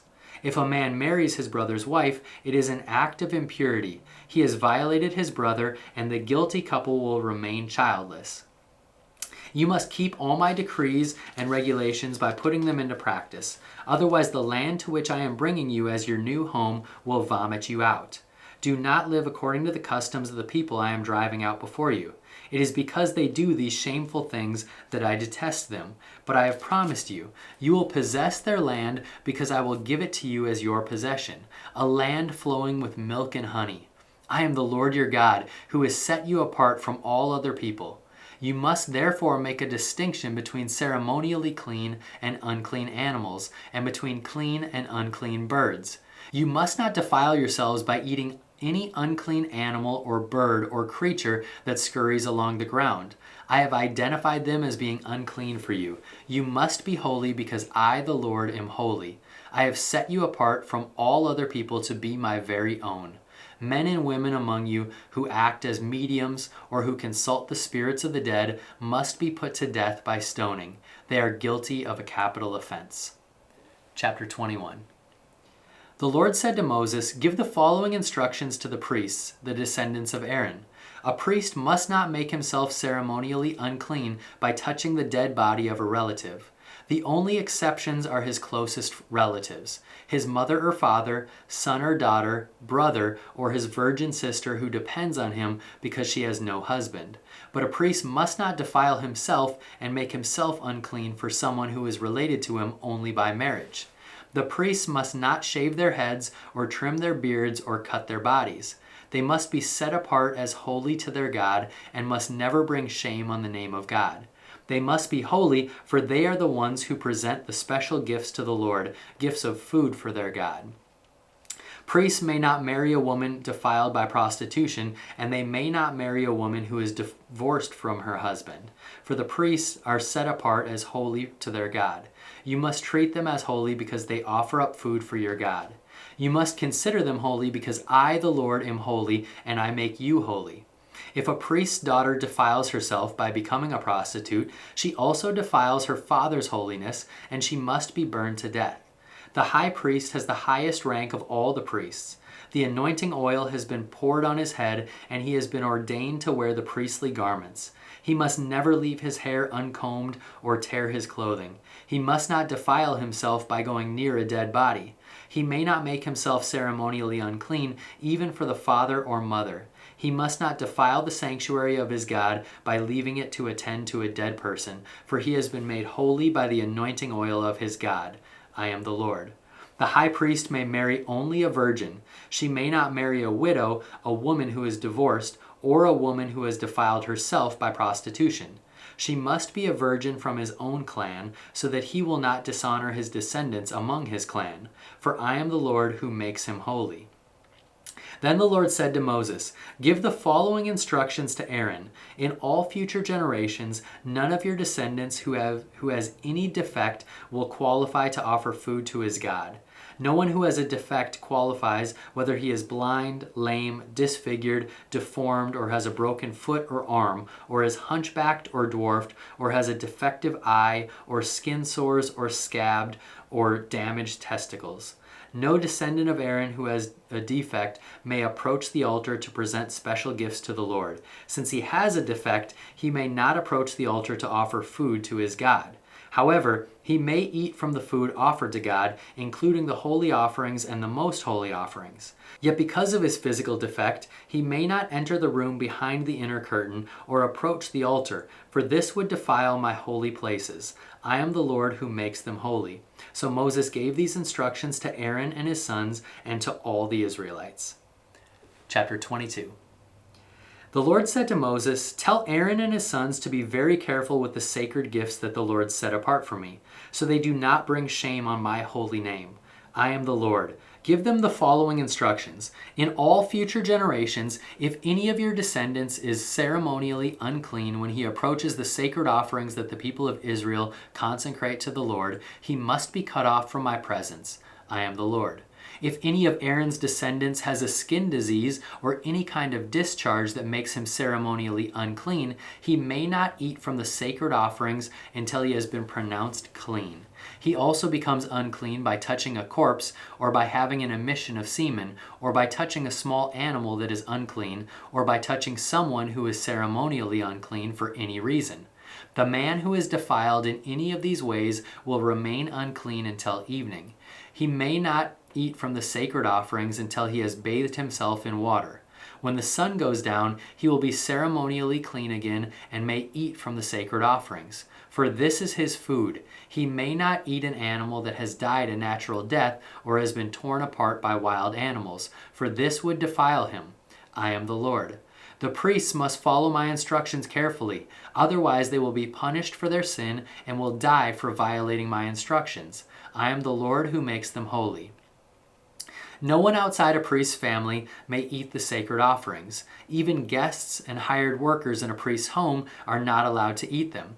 However, if the priest buys a slave for himself, the slave may eat from the sacred offerings. And if his slaves have children, they also may share his food. If a priest's daughter marries someone outside the priest's family, she may no longer eat the sacred offerings. But if she becomes a widow or is divorced and has no children to support her, and she returns to live in her father's home as in her youth, she may eat her father's food again. Otherwise, no one outside a priest's family may eat the sacred offerings.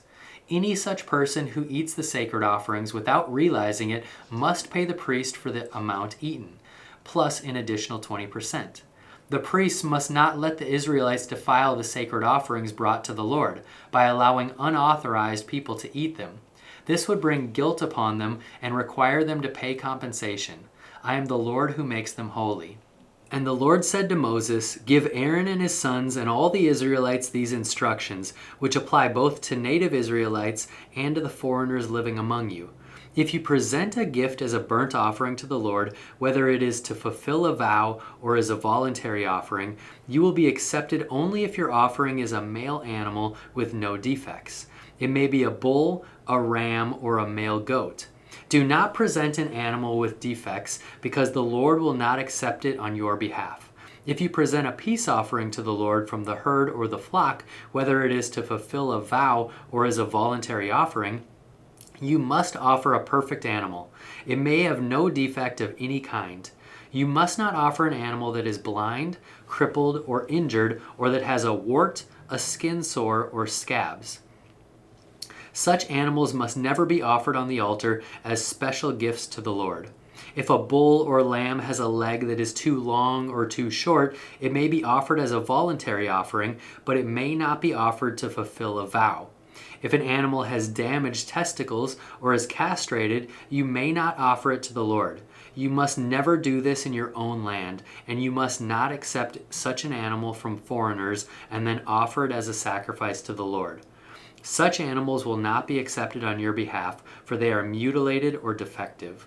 And the Lord said to Moses, when a calf or lamb or goat is born, it must be left with its mother for 7 days. From the 8th day on, it will be acceptable as a special gift to the Lord. But you must not slaughter a mother animal and her offspring on the same day, whether from the herd or the flock. When you bring a thanksgiving offering to the Lord, sacrifice it properly so you will be accepted. Eat the entire sacrificial animal on the day it is presented. Do not leave any of it until the next morning, for I am the Lord. You must faithfully keep all my commands by putting them into practice, for I am the Lord. Do not bring shame on my holy name, for I will display my holiness among the people of Israel. I am the Lord who makes you holy. It was I who rescued you from the land of Egypt, that I might be your God, for I am the Lord. Chapter 23.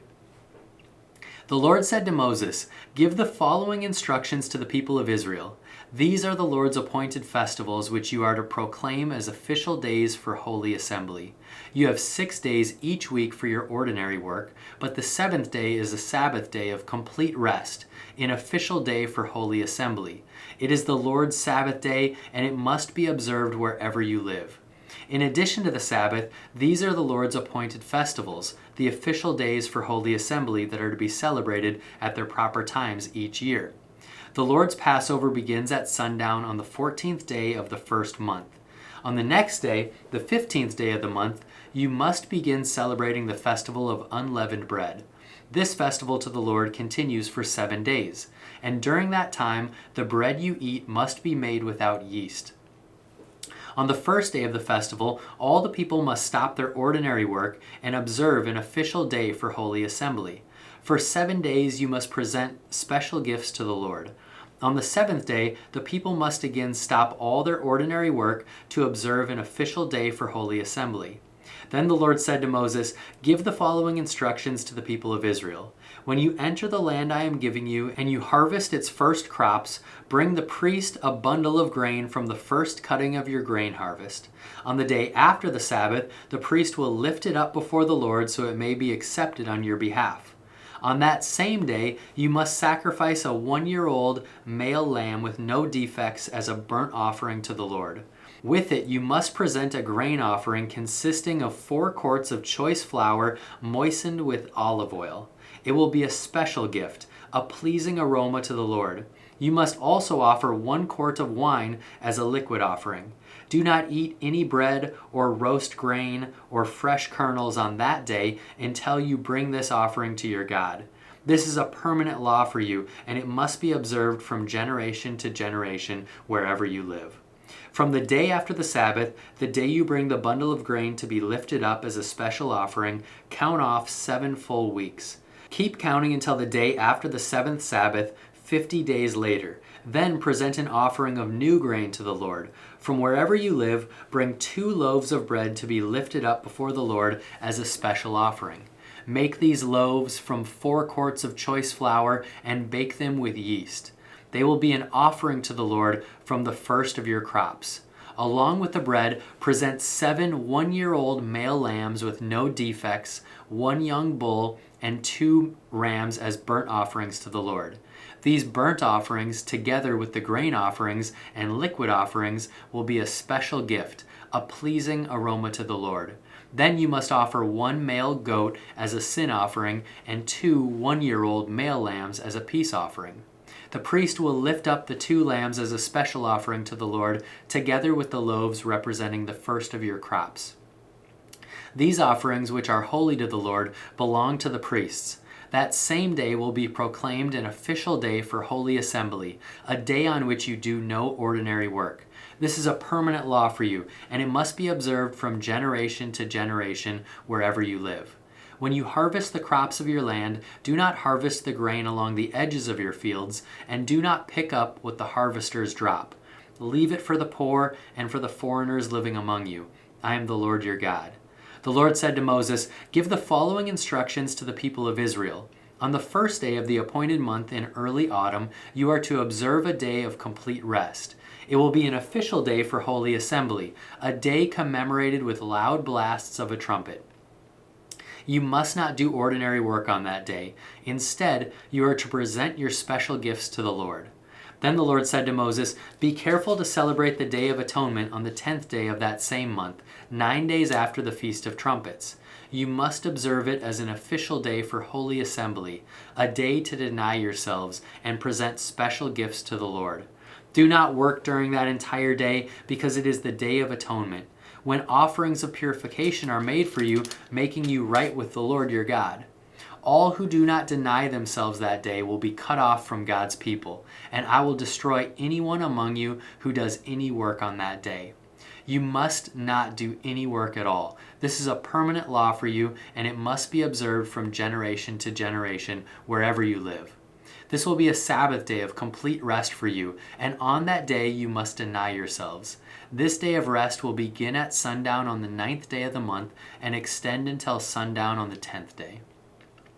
And the Lord said to Moses, "Give the following instructions to the people of Israel.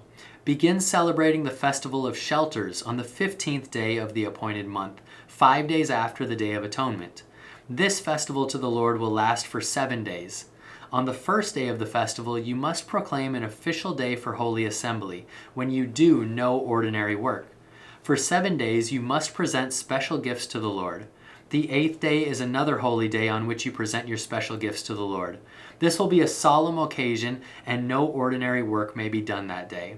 These are the Lord's appointed festivals. Celebrate them each year as official days for holy assembly by presenting special gifts to the Lord: burnt offerings, grain offerings, sacrifices, and liquid offerings, each on its proper day. These festivals must be observed in addition to the Lord's regular Sabbath days, and the offerings are in addition to your special gifts, the offerings you give to fulfill your vows, and the voluntary offerings you present to the Lord. Remember that this 7-day festival to the Lord, the Festival of Shelters, begins on the 15th day of the appointed month, after you have harvested all the produce of the land. The first day and the 8th day of the festival will be days of complete rest.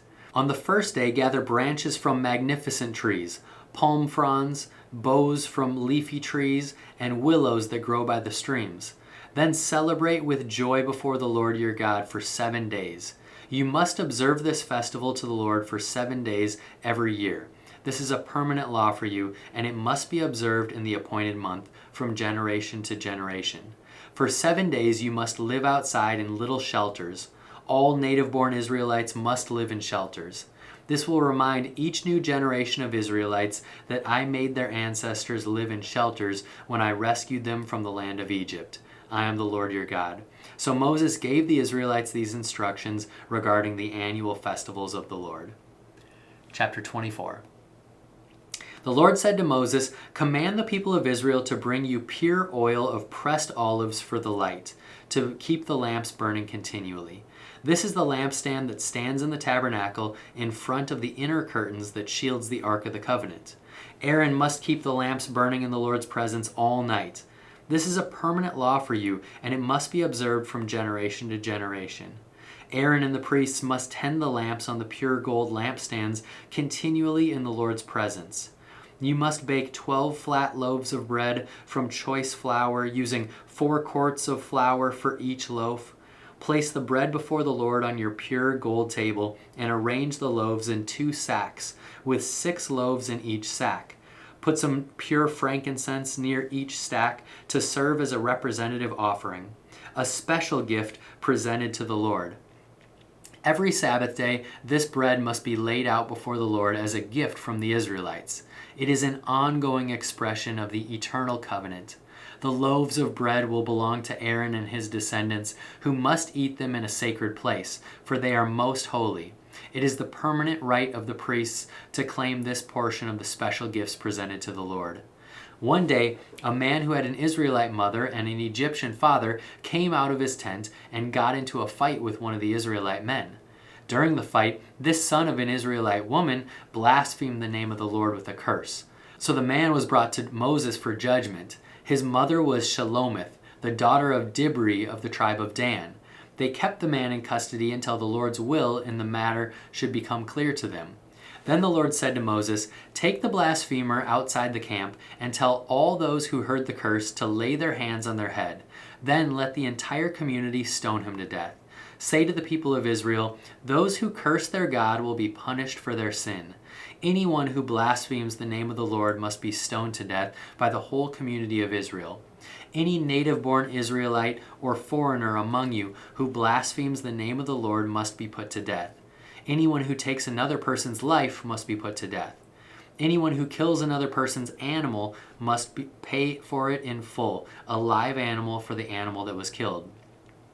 Anyone who injures another person must be dealt with according to the injury inflicted, a fracture for a fracture, an eye for an eye, a tooth for a tooth. Whatever anyone does to injure another person must be paid back in kind. Whoever kills an animal must pay for it in full, but whoever kills another person must be put to death. This same standard applies both to native-born Israelites and to the foreigners living among you. I am the Lord your God. After Moses gave all these instructions to the Israelites, they took the blasphemer outside the camp and stoned him to death. The Israelites did just as the Lord had commanded Moses. Chapter 25. While Moses was on Mount Sinai, the Lord said to him, "Give the following instructions to the people of Israel. When you have entered the land I am giving you, the land itself must observe a Sabbath rest before the Lord every 7th year. For 6 years you may plant your fields and prune your vineyards and harvest your crops, but during the 7th year the land must have a Sabbath year of complete rest. It is the Lord's Sabbath. Do not plant your fields or prune your vineyards during that year.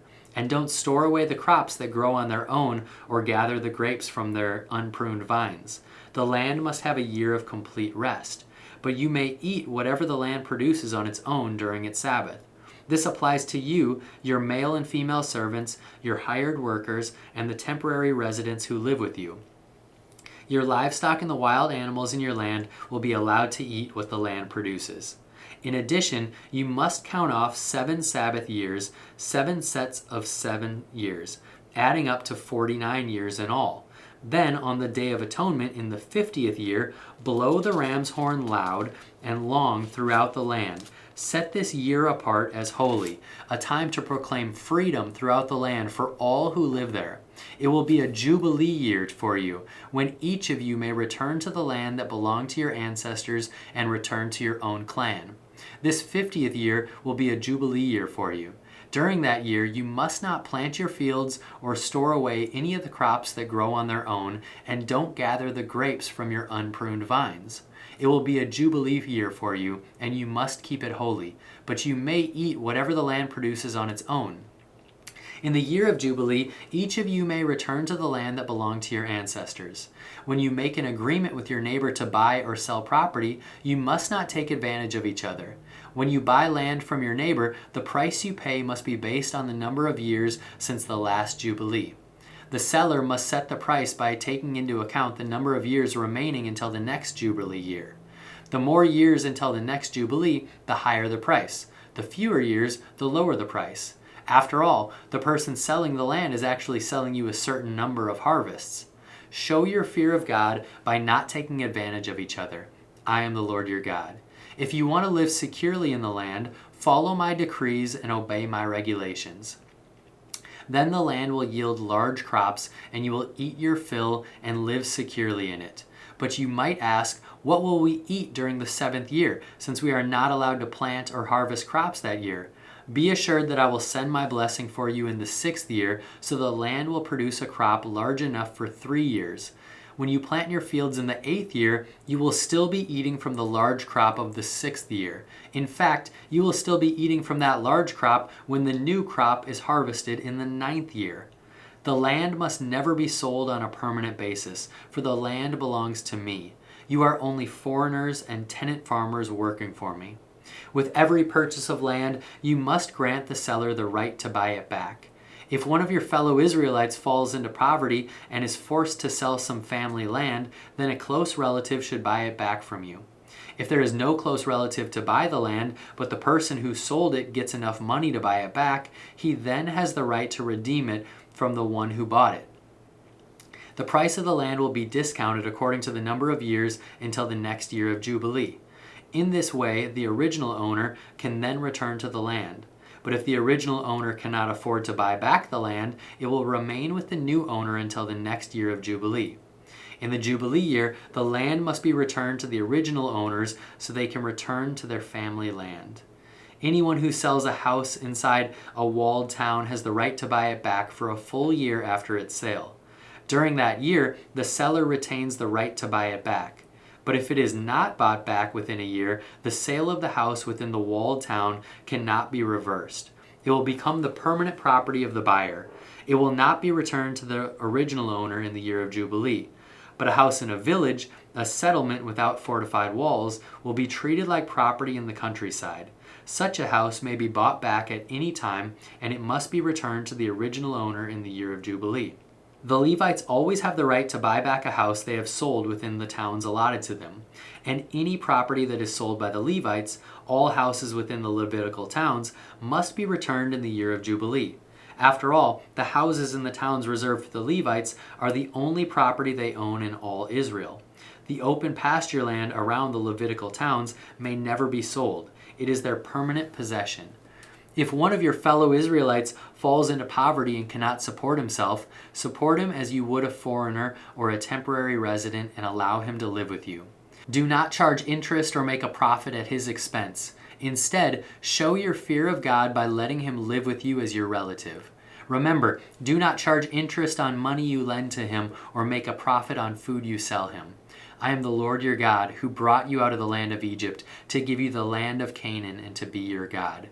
If one of your fellow Israelites falls into poverty and is forced to sell himself to you, do not treat him as a slave. Treat him instead as a hired worker or as a temporary resident who lives with you, and he will serve you only until the year of Jubilee. At that time, he and his children will no longer be obligated to you, and they will return to their clans and go back to the land originally allotted to their ancestors. The people of Israel are my servants, whom I brought out of the land of Egypt, so they must never be sold as slaves. Show your fear of God by not treating them harshly. However, you may purchase male and female slaves from among the nations around you. You may also purchase the children of temporary residents who live among you, including those who have been born in your land.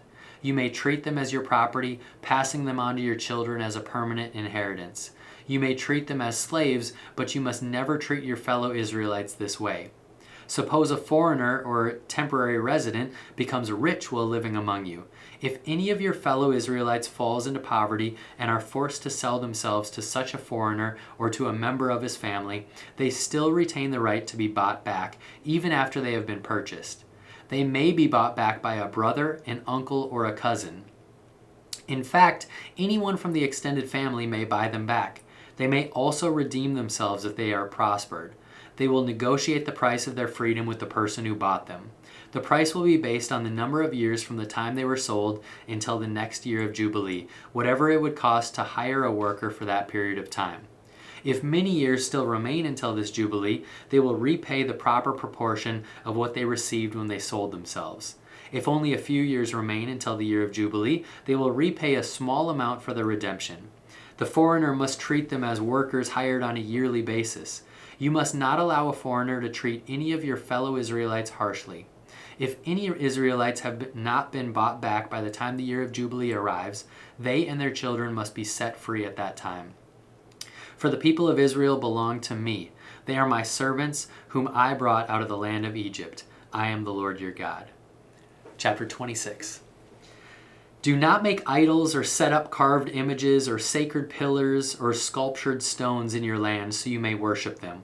I am the Lord your God. You must keep my Sabbath days of rest and show reverence for my sanctuary. I am the Lord. If you follow my decrees and are careful to obey my commands, I will send you the seasonal rains. The land will then yield its crops, and the trees of the field will produce their fruit. Your threshing season will overlap with the grape harvest, and your grape harvest will overlap with the season of planting grain. You will eat your fill and live securely in your own land. I will give you peace in the land, and you will be able to sleep with no cause for fear. I will rid the land of wild animals and keep your enemies out of your land. In fact, you will chase down your enemies and slaughter them with your swords. 5 of you will chase 100, and 100 of you will chase 10,000. All your enemies will fall beneath your sword. I will look favorably upon you, making you fertile and multiplying your people, and I will fulfill my covenant with you.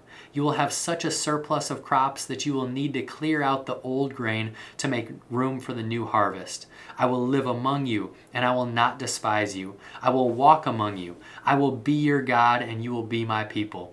For I am the Lord your God, who brought you out of the land of Egypt, so you would no longer be their slaves. I broke the yoke of slavery from your neck, so you can walk with your heads held high.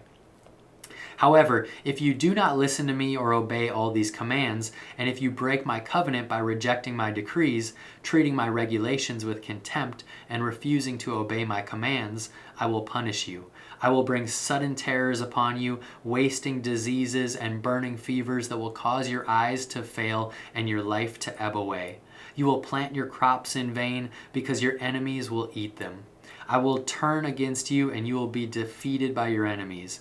Those who hate you will rule over you, and you will run even when no one is chasing you. And if, in spite of all this, you still disobey me, I will punish you 7 times over for your sins. I will break your proud spirit by making the skies as unyielding as iron and the earth as hard as bronze. All your work will be for nothing, for your land will yield no crops, and your trees will bear no fruit. If even then you remain hostile toward me and refuse to obey me, I will inflict disaster on you 7 times over for your sins. I will send wild animals that will rob you of your children and destroy your livestock. Your numbers will dwindle and your roads will be deserted. And if you fail to learn the lesson and continue your hostility toward me, then I myself will be hostile toward you. I will personally strike you with calamity 7 times over for your sins. I will send armies against you to carry out the curse of the covenant you have broken. When you run to your towns for safety, I will send a plague to destroy you there, and you will be handed over to your enemies. I will destroy your food supply so that 10 women will need only 1 oven to bake bread for their families. They will ration your food for weight, and though you have food to eat, you will not be satisfied. If in spite of all this you still refuse to listen and still remain hostile toward me, then I will give full vent to my hostility. I myself will punish you 7 times over for your sins. Then you will eat the flesh of your own sons and daughters. I will destroy your pagan shrines and knock down your places of worship. I will leave you fearless corpses piled on top of your lifeless idols, and I will despise you. I will make your cities desolate and destroy your places of pagan worship. I will take no pleasure in your offerings that should be a pleasing aroma to me. Yes, I myself will devastate your land, and your enemies who come to occupy it will be appalled at what they see. I will scatter you among the nations and bring out my sword against you. Your land will become desolate, and your cities will lie in ruins. Then at last the land will enjoy its neglected Sabbath years as it lies desolate while you are in exile in the land of your enemies. Then the land will finally rest and enjoy the Sabbaths it missed. As long as the land lies in ruins, it will enjoy the rest you never allowed it to take every 7th year while you lived in it. And for those of you who survive, I will demoralize you in the land of your enemies. You will live in such a fear that the sounds of a leaf driven by the wind will send you fleeing. You will run as though fleeing from a sword, and you will fall even when no one pursues you. Though no one is chasing you, you will stumble over each other as though fleeing from a sword. You will have no power to stand up against your enemies. You will die among the foreign nations and be devoured in the land of your enemies. Those of you who survive will waste away in your enemies' lands because of their sins and the sins of their ancestors. But at last my people will confess their sins and the sins of their ancestors for betraying me and being hostile toward me. When I have turned their hostility back on them and brought them to the land of their enemies, then at last their stubborn hearts will be humbled and they will pay for their sins. Then I will remember my covenant with Jacob and my covenant with Isaac and my covenant with Abraham, and I will remember the land. For the land must be abandoned to enjoy its years of Sabbath rest as it lies deserted. At last the people will pay for their sins, for they have continually rejected my regulations and despised my decrees. But despite all this, I will not utterly reject or despise them while they are in exile in the land of their enemies. I will not cancel my covenant with them by wiping them out, for I am the Lord their God. For their sakes, I will remember my ancient covenant with their ancestors, whom I brought out of the land of Egypt in the sight of all the nations, that I might be their God. I am the Lord. These are the decrees, regulations, and instructions the Lord gave through Moses on Mount Sinai as evidence of the relationship between himself and the Israelites. Chapter 27. The Lord said to Moses, "Give the following instructions to the people of Israel. If anyone makes a special vow to dedicate someone to the Lord by paying the value of that person, here is the scale of values to be used. A man between the ages of 20 and 60 is valued at 50 shekels of silver, as measured by the sanctuary shekel. A woman of that age is valued at 30 shekels of silver. A boy between the ages of 5 and 20 is valued at 20 shekels of silver. A girl of that age is valued at 10 shekels of silver. A boy between the ages of 1 month and 5 years is valued at 5 shekels of silver. A girl of that age is valued at 3 shekels of silver. A man older than 60 is valued at 15 shekels of silver. A woman of that age is valued at 10 shekels of silver. If you desire to make such a vow but cannot afford to pay the required amount, take the person to the priest. He will determine the amount for you to pay based on what you can afford. If your vow involves giving an animal that is acceptable as an offering to the Lord, any gift to the Lord will be considered holy. You may not exchange or substitute it for another animal, neither a good animal for a bad one, nor a bad animal for a good one. But if you do exchange one animal for another, then both the original animal and its substitute will be considered holy. If your vow involves any unclean animal, one that is not acceptable as an offering to the Lord, then you must bring the animal to the priest. He will assess its value, and his assessment will be final, whether high or low. If you want to buy back the animal, you must pay the value set by the priest plus 20%. If someone dedicates a house to the Lord, the priest will come to assess its value. The priest's assessment will be final, whether high or low. If the person who dedicated the house wants to buy it back, he must pay the value set by the priest plus 20%. Then the house will be again his. If someone dedicates to the Lord a piece of his family property, its value will be assessed according to the amount of seed required to plant it. 50 shekels of silver for a field planted with 5 bushels of barley seed. If the field is dedicated to the Lord in the year of Jubilee, then the entire assessment will apply. But if the field is dedicated after the year of Jubilee, the priest will assess the land's value in proportion to the number of years left until the next year of Jubilee. Its assessed value is reduced each year. If the person who dedicated the field wants to buy it back, he must pay the value set by the priest plus 20%. Then the field will again be legally his. But if he does not want to buy it back, and it is sold to someone else, the field can no longer be bought back. When the field is released in the year of Jubilee, it will be holy, a field specially set apart for the Lord. It will become the property of the priests.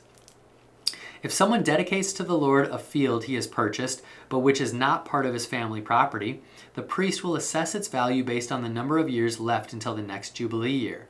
On that day, he must give the assessed value of the land as a sacred donation to the Lord. In the year of Jubilee, the field must be returned to the person from whom he purchased it, the one who inherited it as family property. All the payments must be measured by the weight of the sanctuary shekel, which equals 20 gerahs. You may not dedicate a firstborn animal to the Lord, for the firstborn of your cattle, sheep, and goats already belong to him. However, you may buy back the firstborn of a ceremonially unclean animal by paying the priest's assessment of its worth, plus 20%.